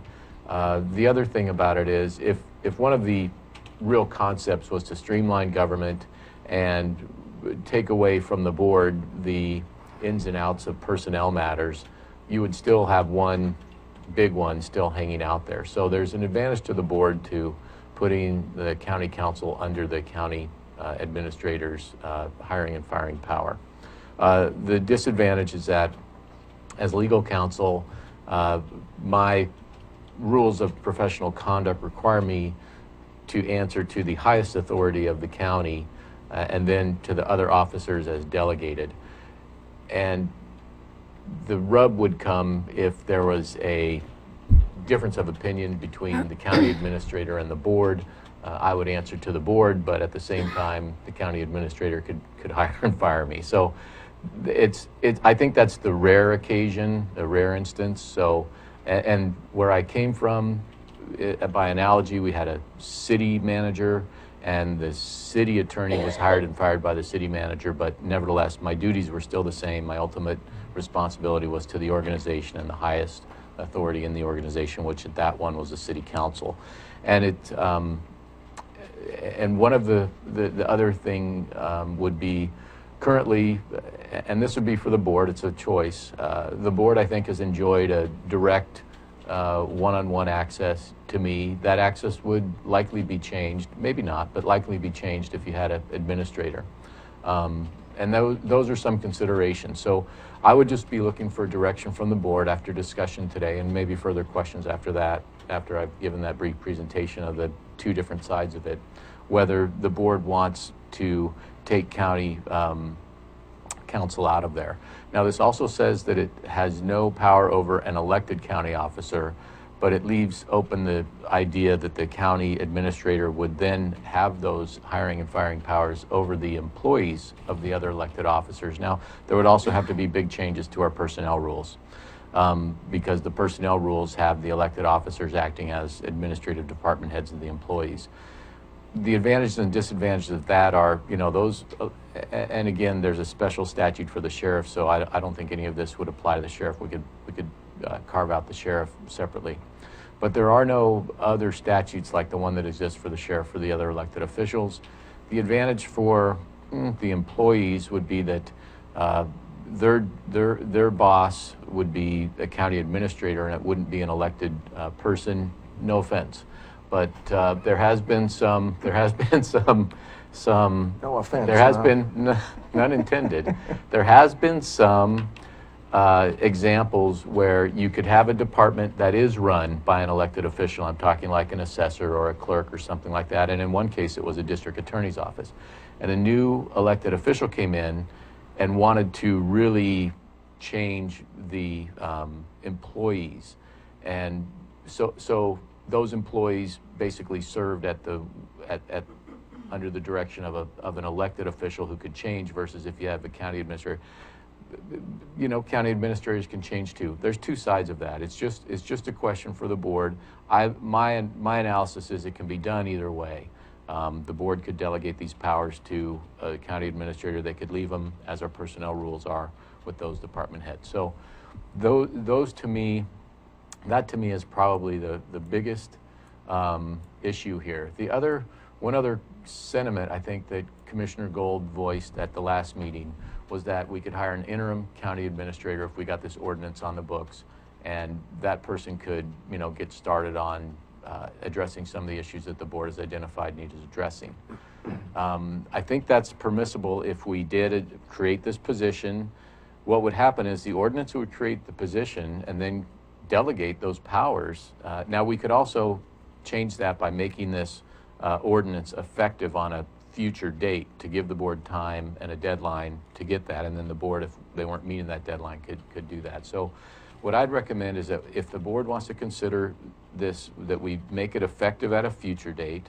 I believe that the board could do an interim, without this, but at the same time, having this adopted effective at a future date. The acting county administrator would have all the powers of the permanent county administrator, and this is a common provision here, except an acting county administrator, because of their temporary nature, shall have no power to terminate an employee except by order of the board. So that goes to those, which I think the employment powers of this county administrator are some of the more Sticky? well, sticky, yeah, important, and maybe common and frequent issues on that. So those are really the questions I would have. If the board has any questions after looking at this, and if I was clear, if I clouded it even further for you. But I think the issues are county administrator authority over the other employees, county council, and then the elected officials' employees. Before we open this to the commissioners, I'm going to ask Dave a question. Dave, you had wanted to comment. Do you want to wait until you hear the commissioners' comments? Do you want to comment now? It's your call. You make the call. Let me make my comment. Okay. Thank you. Dave Barnes again. I've been listening since the beginning of the year. This is a newly impaneled board, and you've just finished 4 months in office, and one of the major themes of that 4 months has been getting somebody to do your work for you. I've read the paperwork, and it says here that to hire a county administrator, you're going to be giving away all of your administrative and executive functions. Mr. Huddle himself in the last workshop meeting said you'll be giving many, he used the word 3 times, of your jobs away. There's actually, multiple lists in the thing besides 3. Right, yeah. But you essentially you're going to become figurehead. You're going to become ceremonial, is what you're looking to do. You're going to go to meetings, you're going to go to parties, you're going to come here and you're going to rubber stamp stuff. I highly disagree with what you're talking about doing. You know, you were all elected to run this county. We elected you because of your vision and because of what you said you wanted to do in this county. And I don't think that handing it off to a county administrator is what we elected you for. I believe that if you're going to do this, number one, it is something that should go back to the voters, and the voters should get to pick who their county administrator is going to be, who shares their vision with them. I've seen some horrors around here in terms of municipal and other county and other state administrators. You know, and you don't want one of those. You know, a good administrator is good, a bad administrator is absolutely horrible. But for the money you're talking about, to get a decent administrator, salary, fringes, benefits, and perks, you're looking at $125,000 to $150,000 a year. If you spend less than that, you get what you pay for, and I'm warning you right now, you're not going to be happy with it. You'd hire 2 sheriff's officers for what you're talking about getting this for. You go into your departments now and you're telling them you want 30% and 60% reductions in their budget, but at the same time you're telling your department heads that we're going to hire a babysitter who's going to be the highest paid employee in the county to come in because we don't want to have to be bothered with being the minutia of administration. You know, this is what you were hired to do. You know, if you don't want to do it, please ask the county, ask the voters if they want, you know, if what they think about it. You are essentially talking about changing the entire way this government is run here in Curry County, and I think that that's something for more than this board. I think that should go before the voters. Thank you. Dave, you want to hang on just a minute? Do either one of you want to make a comment or to that or not? Well, my comment would be, I've talked to many, many voters, and they think that an administrator would be more efficient. The commissioners wouldn't be just figureheads. They would be working on policies that would lead and guide the county, lead and guide that administrator. Their main job is going to be to oversee that administrator and make things run well. I'm sorry, Commissioner, but having read the packet and read the job description and read the responsibilities, I do not believe that to be a correct statement. You are asking for somebody to come in and do all of the administrative, all of the executive, and all of the planning, long-term and short-term. That leaves you 3 nothing to do but come here twice a week and rubber stamp what that administrator gives you. I've been through enough of this. I've seen enough meetings. I've been to enough different public bodies that I've seen the way this happens, and I beg to disagree with you, ma'am. I'm sorry. Commissioner Boyce, you have any comments? Thank you, Mr. Chair. The last time we were on this subject, I passed out a news article from Clatsop County that highlighted there are 9 different county administrators in 15 years. And it's been, so the documentation it's out there, and I think they're related to that. The concern I have, and you touched on a little bit, Council Huddle, when the position summary says shall have control and supervision of all county administrative departments, divisions, and offices, except for the county council, I'm glad that my vote will be, if we go this route, that he or she would not be able to compromise your ability to be quite independent. Going to number 7 here, administration of county departments. Then it changes a little bit. I think you did speak to this, and I appreciate that, that the operation of all offices and departments, devising ways to make efficiency and economy. I can't imagine being the district attorney and having the concern that under my supervision, a county manager coming in and just at will, and I think this document gives he or she that opportunity and that I can't imagine being a district attorney and simply having that concern that I am being compromised in my ability to manage my own people in my own department. And when you look around, and the more I look around at the department heads we have here, when I first came into office, I thought there's got to be some lazy employees around here somewhere. Haven't found them yet. And to the contrary. And so I'm trying to understand whether that person gets an $80,000 package or a $130,000 package, who is left to manage? Here we go to number 7 here. my vision, as you referenced, Mr. Barnes, excuse me, number 8, engage, this is the suggested projects for discussion that we went over Friday, the 28th, Community Development Director Johnson. Short paragraph, bear with me, Mr. Chair. Engage SCDC to represent Curry County on the recently formed Southern Oregon Coast Community Tourism Steering Committee. This effort will put Curry County at the table of organizations zeroing in on tourism along the coast. Well, my vision is, I know a little something, forgive me, as I mentioned earlier today, I know a little something about tourism, recreation and marketing, and I think I can contribute. That's my job. We don't need to hire somebody else to do that. Just for reference here. Now I've been doing county college and I'm gonna graduate. If I have to stay up and do the college crash course at the very last minute, I'm gonna graduate. The legislature's in session right now, as you well know. So that's got me spread a little bit thin. But after after the county college is completed and after the legislature hopefully gets out of session before August, and I believe they will, I'm gonna have a lot of time and I'm gonna be in the office every day. I have no reason to get on a plane for this county. I have no reason to do anything except go out of this county when I'm convinced and subject to the board's approval, it is a very important meeting, and then that responsibility to report back to you. Again, I see part of that as my job. We have a skeleton staff over there with Council Huddle and Brenda Starbird and now John Jesuit. We're going to unfortunately be looking for a new county accountant, but there's a very good system that we have here. And does it need refined? Always. But when you bring a job description that says you're going to be able to control and supervise all county administrative departments, there again, we could be losing our juvenile. Just for example, I'm not saying there's any issue there, but we could be losing our juvenile and parks department person because there's unnecessary pressure. These people are doing their job. We need to get to know them better. We need to support them. We need to challenge them.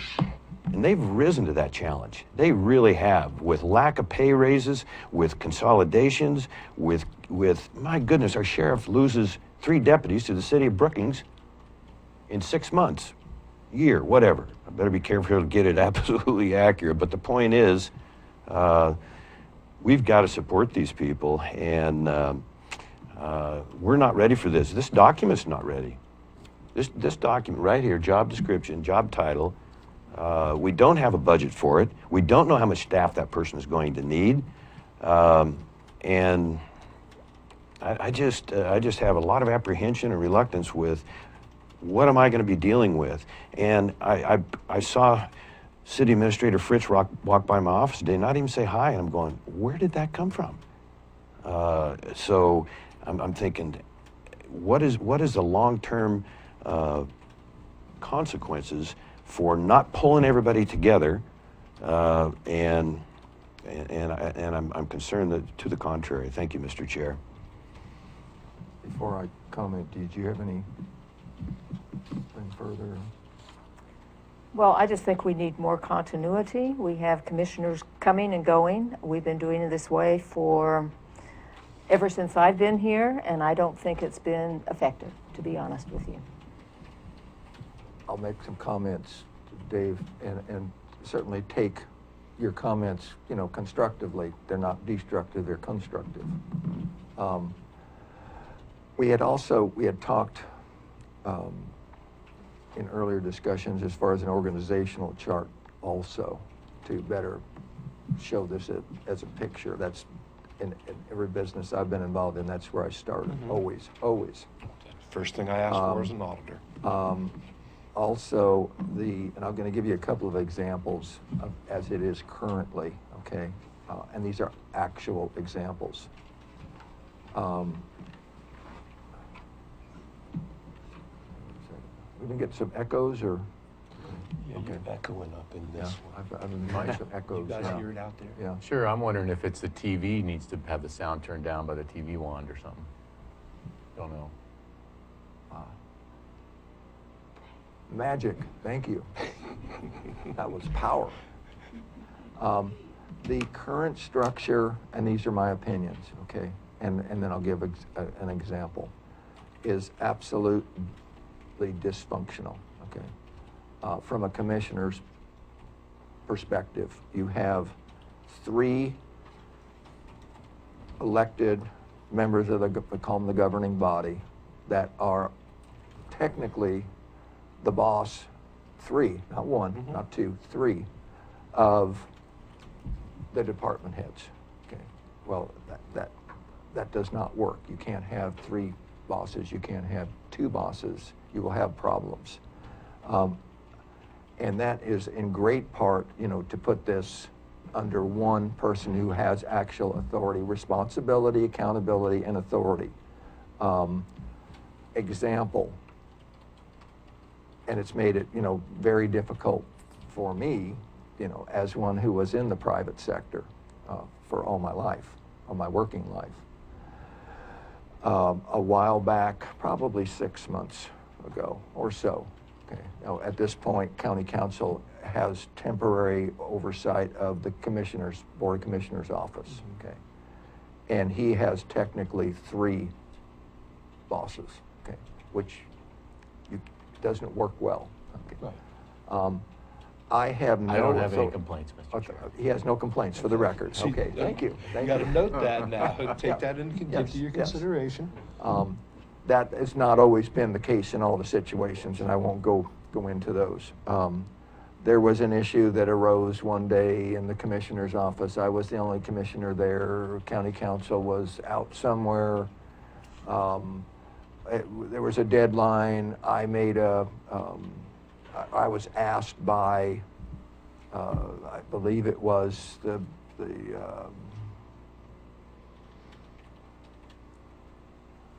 I believe it was Carolyn Johnson, was trying to get something on an agenda, okay? And we were dealing also with the Oregon Department of Transportation or something. So I made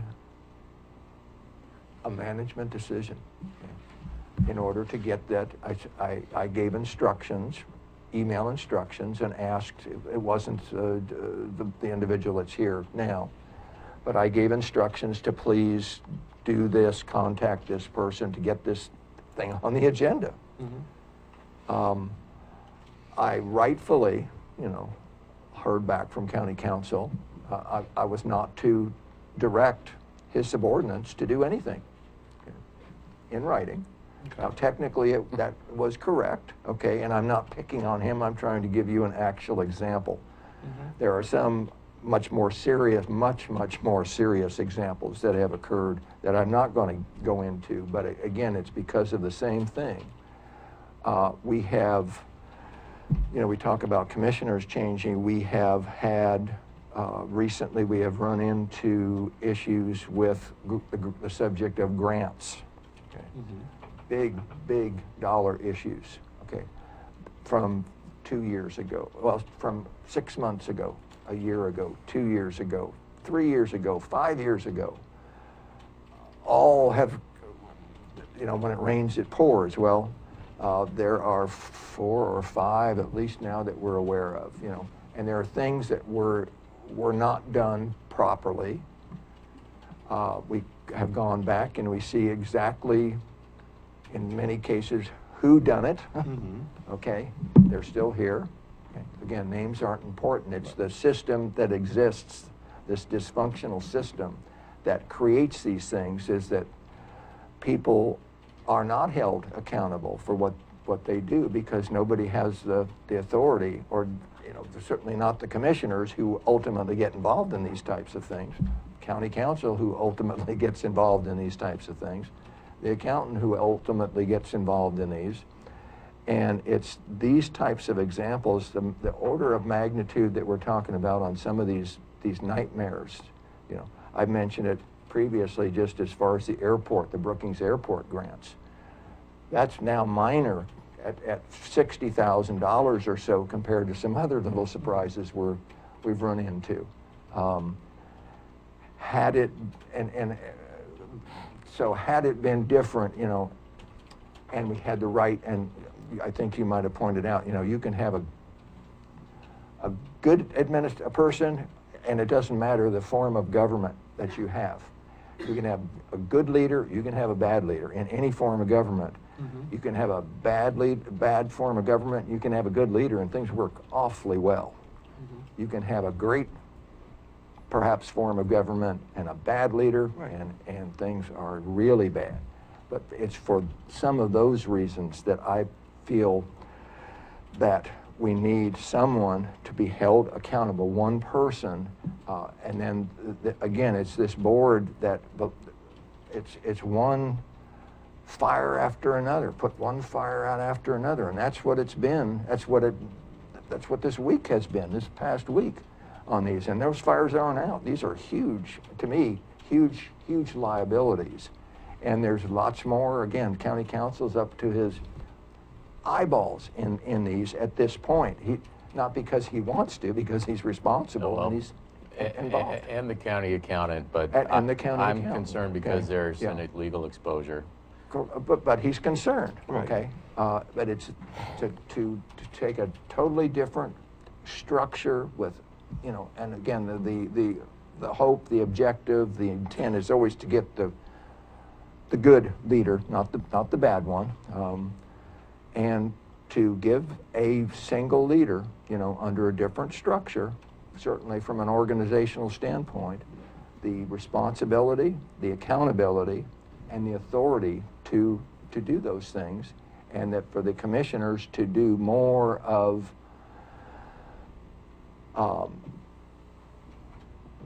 not day to day, this person should do this person should do that, in the office type things, or in the parks, or in the whatever, but and to make policy decisions, to look budget wise, to look at policy type decisions, and have the time to do that, because I think that's what they were elected to do, to make good policy decisions, hire good people, leaders, to make things more efficient and more financially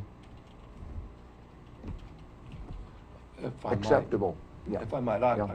again, I'll quote Mr. Huddle from the last workshop meeting on this, that it frees you up to spend your time on high-level activities and not be bothered with the mundane of the day-to-day. But, I went and I asked for a copy of what your duties all are. And, you're giving away, you're abdicating most of the responsibility that you were elected and agreed to perform when elected to office. You've only been in office, two of you have only been here less than 4 months now. I don't really think you've given it much of a college try in terms of seeing if you can make it work after only 4 months. Commissioner Huxley, you've been here for 2 years now, but I understand that this is the only time there's never been a county commissioner. There's never been someone like this before. And it's just, I find it strange that the need all of a sudden arises now. But as I said in my opening, and I'll repeat again in my closing, since you're looking at changing this form of government, since you're looking at becoming more ceremonial than executive and administrative, I really believe that that's something that you should put out to the voters and let the voters pick who their administrator and who is going to lead this county is going to be. Thank you. One last comment, and putting it out to the voters. We have had 2 unsuccessful home rule charter ballot measures that went out to the people.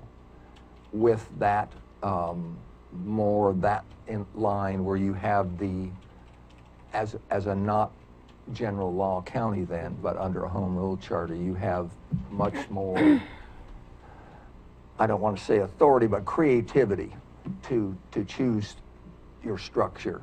Okay. Some home rule charters have similar structures to general law. Some don't have similar structures, and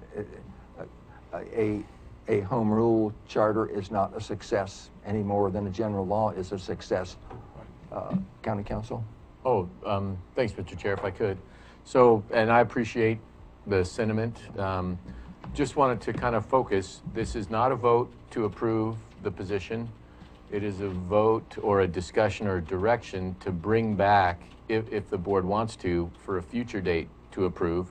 And I'm looking for direction, I thought, in a very narrow scope on this agenda item for today. I think what we're doing is we're starting to get into the discussion of what really could probably be better for the future.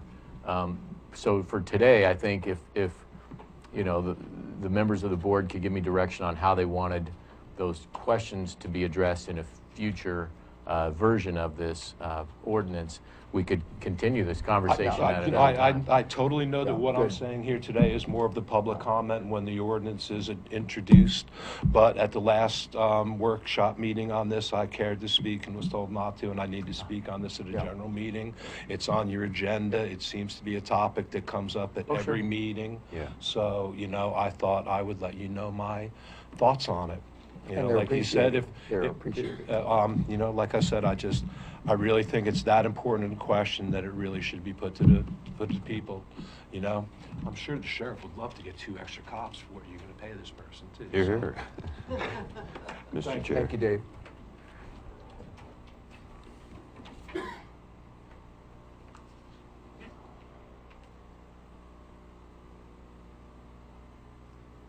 Commissioner Boyce, do you have any other comments? Council And then Huddle, I'll thank ask- you. Yes, thank you. Thanks for the clarification there on where we kind of need to be focused today. But back to Mr. Barnes, just as a reminder, yeah, this has come up a lot.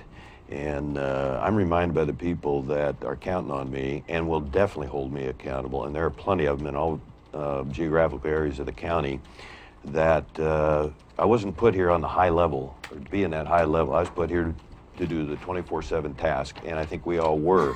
And when you look at a county administrator, the first thing that comes to mind, that person is also going to have 3 bosses, or they'll be loyal to 1 or 2, and they'll disregard, and that's just almost human nature. They'll disregard 1 or 2 of the others, and so that is a concern I have. As far as the team goes, we could be different.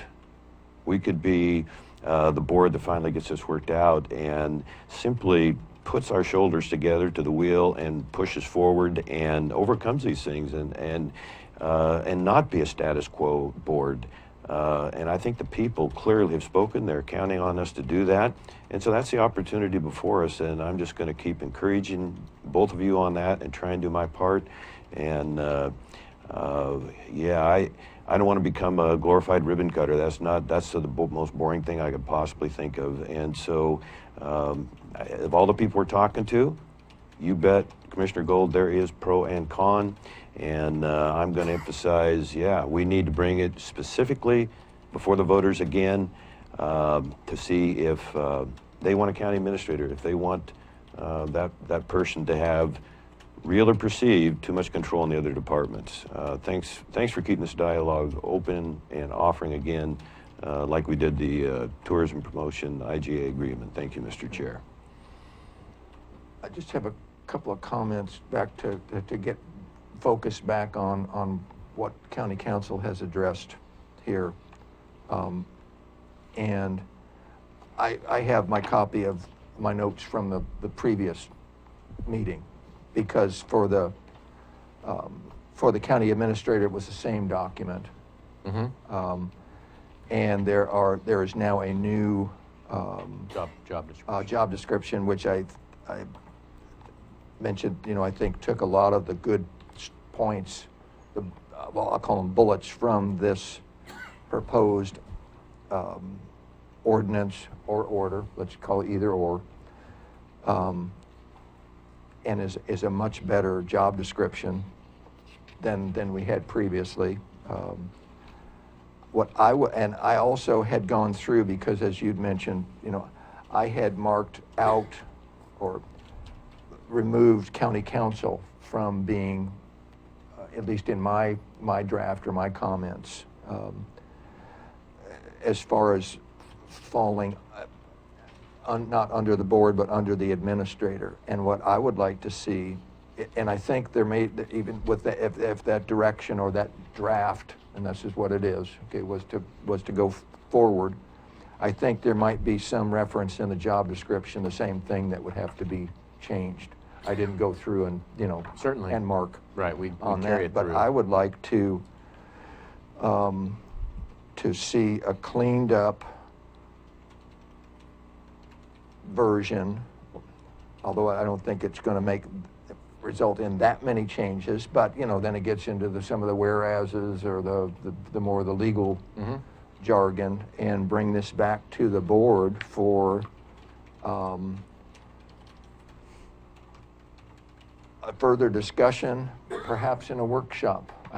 You know, and I'm just throwing that out versus you know, because I think some of the dialogue was very good with Dave, but I think that that would be a better place for that type of comments, perhaps, if the board took public comments also.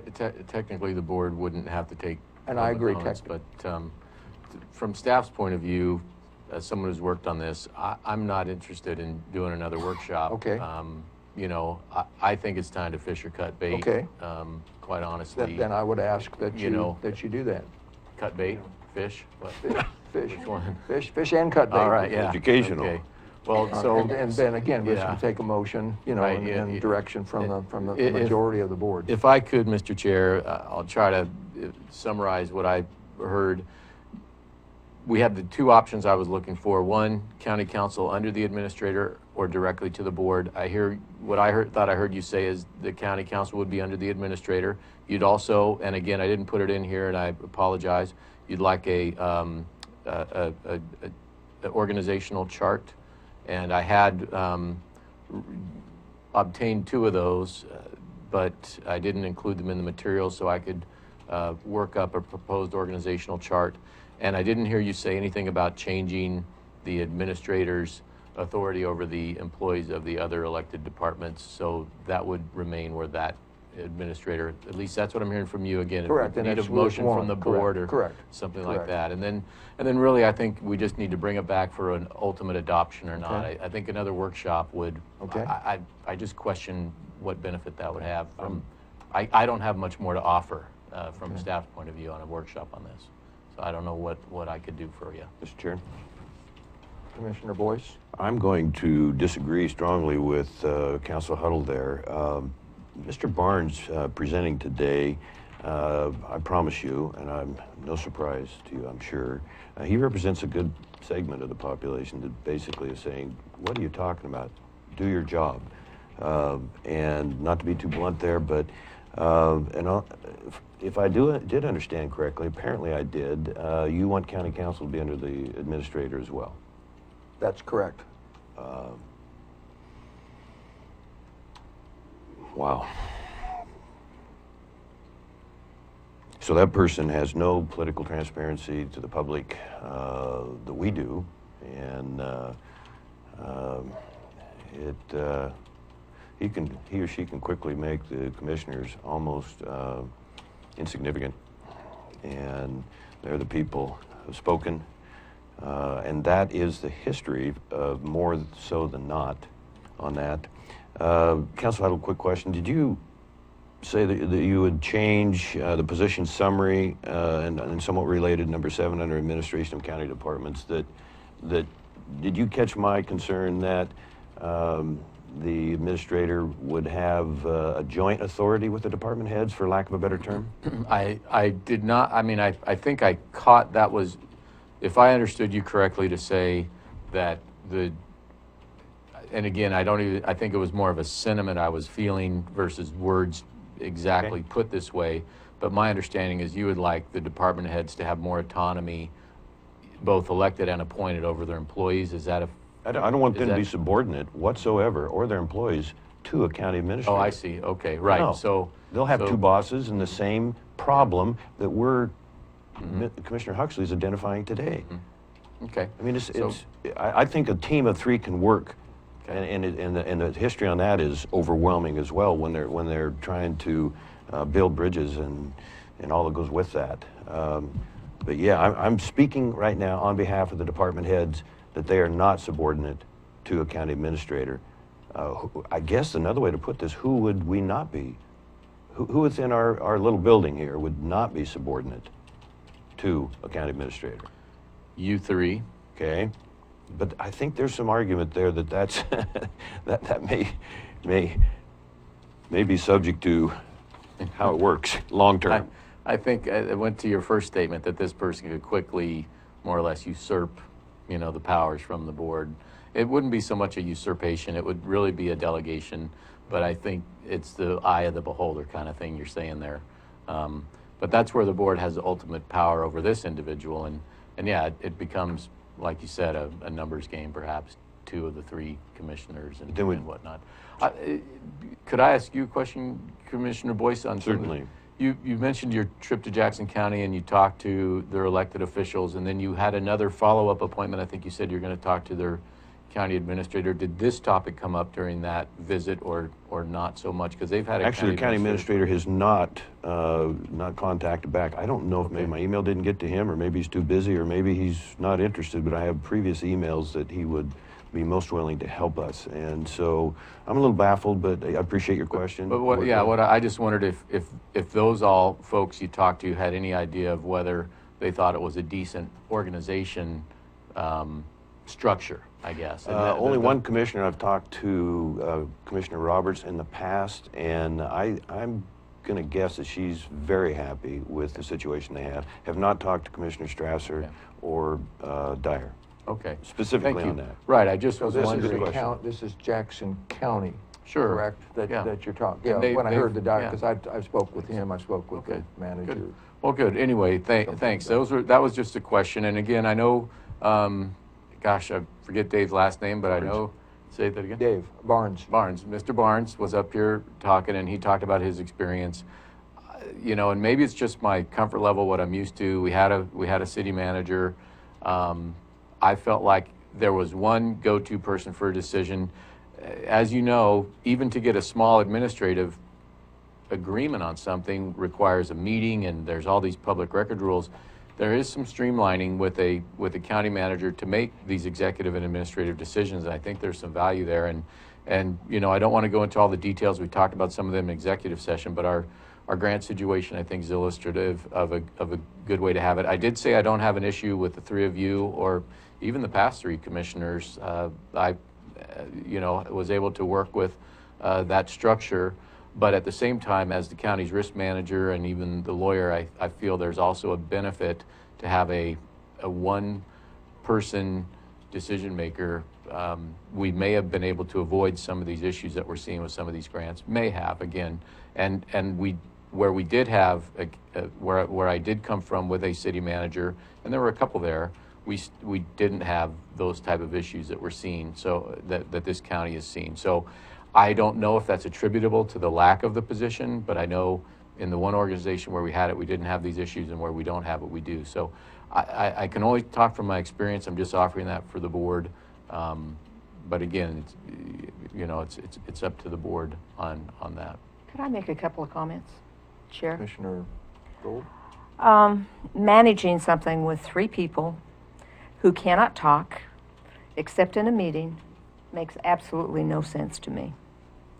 For instance, when someone came to you for a decision, you can't truly make a decision unless all 3 agree on it, because we're working as a group. I've worked. But I did. But you did. But that could have been. We're with you. And it was contested, that happens. I have worked as a commissioner and a board member with a manager situation, and it works very, very efficiently.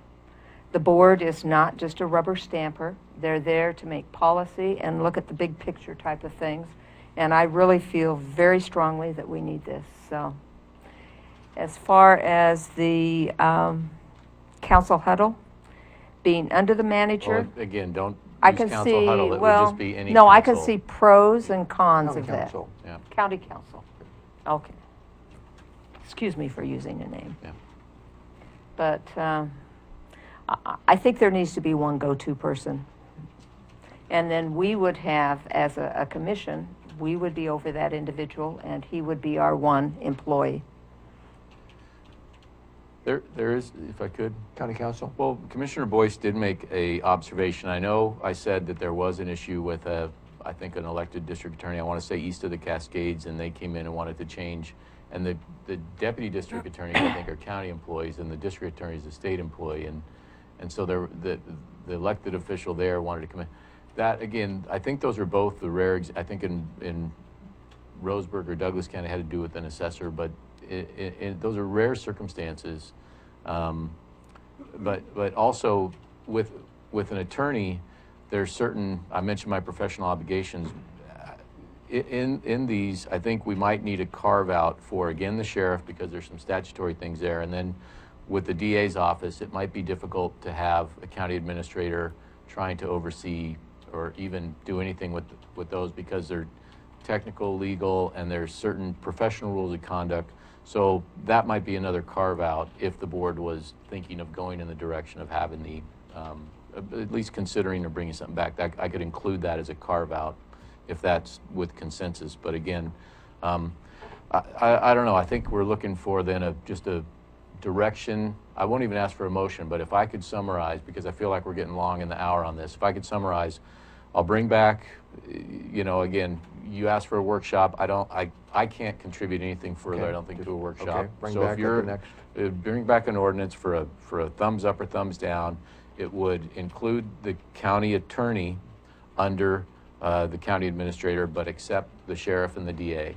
And then the county administrator, you could still make this decision at that time, but the draft would have the administrator then have kind of hiring and firing authority and disciplinary authority of the other elected departments' staff who are county employees. So that would kind of be, if I could summarize it in a nutshell, what I'd bring back.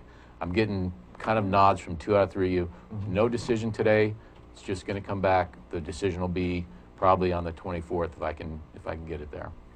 And I'd like to conclude this for today. There will be more to come, I think, the next time we bring it up. But I know we have a lot to do today still. So if that's okay with the board, that's what I'll do. We have consensus of, Well, I'm not going to get consensus from Commissioner Boyce. I'm just kind of, I'm all for another workshop, Yep. as you know, for public input. We Yep. can't solve problems without everybody we can possibly get involved. My view, so thank you. I'm okay without a workshop. I think we've we have passed and consensus discussed then of Okay. 2, enough. please. all right. And you'll still be able to talk about that more next time. Okay. There's no saying if the bus is out of gas, you can't hire a manager to tell the driver how to drive. You got to find some gas. So maybe we'll have a workshop on funding Find needs. some gas. Thank you. Yeah, find some gas. So, whoops. Uh-oh. Okay. I'm right behind you. Yeah. What? I'm not going to say anything. What? Oh, What did I miss? hopefully it didn't show up on the mic. It was a joke about gas, Mr. Oh, Chair. okay. It's my fault. Hopefully it did. This last one, and I'll try and keep this very short. I put this on, this is agenda item 12. It was put down as a presentation by the board. Basically, this was just to try and put out the information that I had at the time. I'm not sure why this has to do with the Crescent City or Del Norte County Border Coast Regional Airport Authority. And there is a member there's 7 board members, and there's 1 board member from Brookings, and there was 1 board member for years from Curry County. So when I ended up just the first of the year as being the liaison to the Brookings Airport, the member that was Commissioner Brown, who had been the liaison and the board member to Del Norte County, I was made the board member to Del Norte County. So what they are putting forth at this point, of course, they're in a major expansion of the airport to the tune of $15+ million to the Del Norte Airport down there in Crescent City. They have, by law, every 2 years, they put out to bid the contract to provide air service, and because it's such a small community, there are significant subsidies, federal taxpayer subsidies. All of this documentation was included in the full packet so that anybody interested could review it. There were 2 proposals. There was a proposal from Penn Air, who took over from SkyWest back about mid or late 2015. And the second proposal was from Boutique Air. I have no idea where they came up with the name, but it's Boutique, Boutiquue Air. It's a pretty seat. And What's that? they took a different approach in their proposal and submitted the proposals. They submitted, Boutique Air submitted 6 possible scenarios. Penn Air submitted this identical one that they've been running, and that is 2 flights per day, 7 days a week to Portland. Boutique had offered on their 6th choice, their 5th choice was to run about 30 flights per week versus 14, and approximately 2 per day average to Oakland Airport to get back towards that direction, where they said that Southwest is a carrier there for making connections, and 3 flights a day to Portland with a smaller aircraft. So basically to give more available flights in 2 different directions with a much smaller aircraft. And again, the proposals are there. They also included to the board the statistics, the flight statistics that they call enplanement and deplanement numbers. And they, at the end of each month, within a day or so, they gather these numbers and they separate for paid passengers only so that they keep track. And they take the total and divide it by 2 because that's the formula that they use. So it's not that if you fly one direction and then fly back, it's not counted as 2, it's counted as 1 in their final calculations. The magic number for the airports, I guess, in rural communities like Crescent City, certainly, is 10,000 of those deplanements per year. That opens them up at a future year, a year or 2 in advance, to receive a $1 million grant to do additional upgrades to better that airport, to increase their traffic, their passenger traffic. They had not, this in 2016, they did not make that. If they don't make it, was one of my questions, what happens then? That drops them from $1 million or $1 million plus to 150,000. That's the max. So it's a huge. So is Huge that why amount of money. they're offering more flights? Pardon me? Is that why they're offering more flights? Let me Oh, just, okay. The reason that, and the statistics and the graphs of this Boutique Air were quite impressive to me as a non-air, expert, certainly, or airline expert. And what they've done to passenger counts at they're after small, little rural airports, but their passenger count increases after they've received the contracts have been phenomenal, and it's on the graphs that are in the full packet. One comment that they had made in their proposal, or in one of their written comments, was that they felt very comfortable that if the Crescent City or this board, the Border Coast Regional Airport Authority, chose them, that they would be able to reach this magic 10,000, which would give the airport, I found out later, an extra $1 million to do further improvements at a future year, in 1 or 2 years down the road. And it's a way that they said, we feel confident, that absolutely confident. I submitted a question and said, please define what's absolutely confident, And they surprised me in their written response, and this is all going back to the Border Coast Regional Airport Authority, not directly to me. They said, we are so confident because we've done the study, we've looked at the numbers, we've looked at what happens if you go just one direction. You lose a lot of traffic going with people the other way. We've seen this work before in these airports that we've gone into. We are absolutely sure, we're so sure that if we don't, we'll pay an extra $500,000 to you at the end of that year for not making that goal. And they finalized it by saying, in other words, we'll put our money where our mouth is. That's really about all the comments that I had. They had explained how they work these subsidies. That was a question I was interested in. So they sent me all the details on that. But the one that really impressed me was their position, their reasoning, more flights, smaller, clearly aircraft, fewer passengers, but more choices, more directions. We've seen it work. We're so confident that it will work. Here's our commitment to you. We will put that in writing if we're awarded. So I don't know if anybody would have any questions on this, but that's an overview summary of what I know. County Council? Mr. Chair, if I could,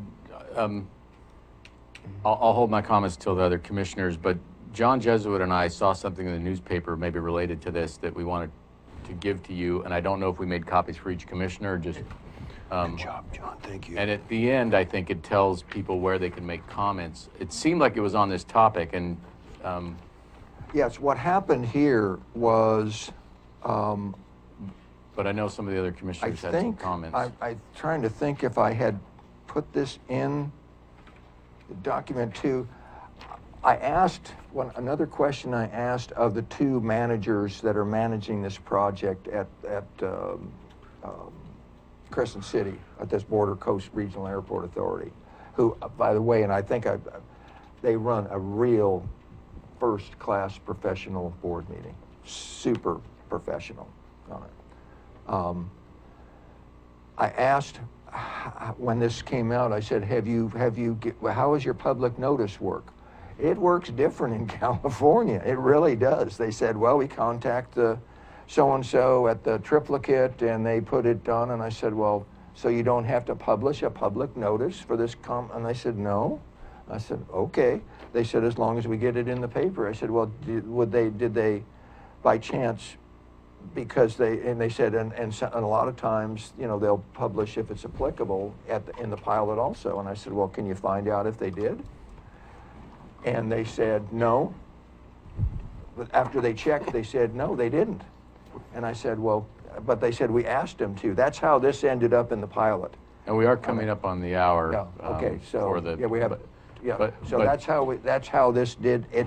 That time has expired, you know, the 30-day period has expired to make, but not that they said they would still welcome, but this is what they just told me. They would welcome comments, you know, future comments, but by the time I asked a question, they respond, we finally got it into the pilot, but only because they asked if they would please do so after I raised the question. So we need a motion to continue the meeting, I think, for a time certain. Or we could just wrap it up, County. I need 2 think the other minutes. commissioners have something to say.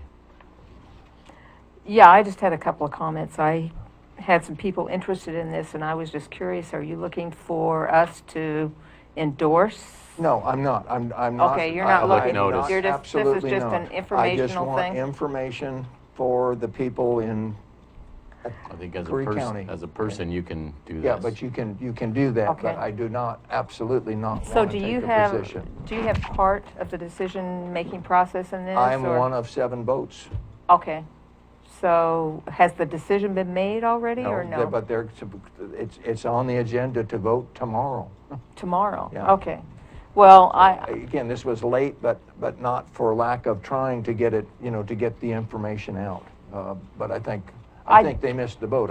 But I can't, that's 2020. I did get some concerns from some people on the boutique that the cost to the individual people going on the flights would be more that the luggage situation, because they are such a small airline, Penn Air's with Alaska Airlines, and so having your luggage put on other airlines, you know, with the connecting airports is a lot easier. that question did come up, okay? And they do not have a luggage charge. There's no luggage charge, but having They it don't charge. put on another plane And I, would be. that was in, I know who you're, who Yeah, you've talked yeah. to. That did not come up in any of the Did not? meetings as far as this being an issue. I think So that that's might something that- be something Yeah. to ask But- before the vote. And no fee for changing a ticket either, which I thought was pretty cool. What I was referring to, Mr. Chair, is we're still on presentations and. Do we have any? No, but we have a 2.5-hour limit on our meetings, and we've reached that limit, so we need a vote from the board to go beyond. Mr. Or we Chair? can adjourn. Well, it's up to the board, but I just need 2 minutes. vote to, is that a Can- vote to okay, can we extend by 2 extend for- minutes? I'll We have a vote to 2-minute extend for cushion? 2 Okay, minutes. There you go. Just 2 minutes? So how I'll give about you- 3? I'll give you 15, No. Okay. just You're in worried I'm going case. to go 10 or 15? I don't want to Well, take another vote. How about 5?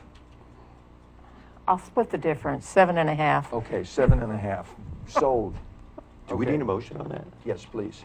So move, Mr. Chair. Okay, I'll second. 7.5 minutes. thank you. You're going to be disappointed. It's only going to be 2. I'm going to have a full report on the 24th, our general meeting. 3 bills, though, in the state house they're still alive, and it really is good for Curry County. Has potential to be. Number 1 is 2363, which is a 2% tax going back to the tax assessors. The counties can opt out of that, but it's the best way to summarize this is 98% goes to the taxing districts. 2% the assessors. The taxing districts do not have to do any paperwork. 3435, that's been narrowed down to Klamath, Curry, and Yamhill counties. It's the secure road fund loans that the board could do in the future. So stay tuned on that. And then the last one was 3374, and where's my notes on that? I'll give you a report on that later. That's actually doing pretty well. That might be, yeah, I'll give you a report later. I also talked to Jeff Marino about the 500 forest acres, on how we might appraise that someday. Of course, I didn't commit him or the county. He's an old friend, but very well respected. And he gave me some good insight. I can report on that later. The reason we might want to consider appraisal at some point is if we ever do have an opportunity to trade that to the state, BLM, whatever, if we had that information, be it all forest, if it be partially residential, that could just be really improve the county position there. And I have no idea what that would take, how we would pay for it. He might even do it pro bono. More on that later. I talked about a fire school in Portland. I've since had a good conversation with Don Kendall, and he believes that we can update our fire plan for the next 2 years. It is outdated. Don't quote me, but I think he said 2008. But he is on that. I'm glad to report, and should have known that. Yes, I'll give you something on that on the 24th. As you know, I'm concerned about fire danger coming up this year, and I just want to kind of be on my toes and report to the board on that. That's all I have. Oh, on the 31st, Council Huddle's trying to help me get Darren Neville from the Oregon Department of Transportation on the Workshop? workshop. Yeah, or is that is a workshop, and that would be okay though if he wanted to or could come and It's a report Wednesday. to us. So that would be on basically Port Orford to Brookings, the condition of Highway Oh. 101. Okay. Excuse me, I forgot to mention ODOT. I think you did. Did we have another item on for the 31st that someone had talked about? Do we remember? 31st of what? May? Hold on. The treasurer. Thank you. At the most, we might need for Mr. Naval 20, 30 minutes, but he's willing to drive down from Roseburg, and I would appreciate if the board, he'd like to make So a that would report be to a the board. workshop. So that'll Okay. be the 31st. We'll have 2 topics. Thank you. That's all I have, Mr. Chair. Okay. Which Commissioner date was Gold? Judge Margolis on there? The 24th at 1:30 because of the court schedule. Okay, I think I've already talked enough today. I'll, Trying to think if Council, we have, you well, I'm have- trying to think if we have bargaining on the 24th. I'll get back to you. that date Not stands now, out you to me. don't. I think it's in the afternoon. But you have 3.5 minutes left, County No, Council. not me. I'll get back to you off the record. Oh, I'm sorry, 2.5 minutes. I'm finished. Okay, we are going to adjourn at 12:36. Thank you. You're not doing a report? Yeah.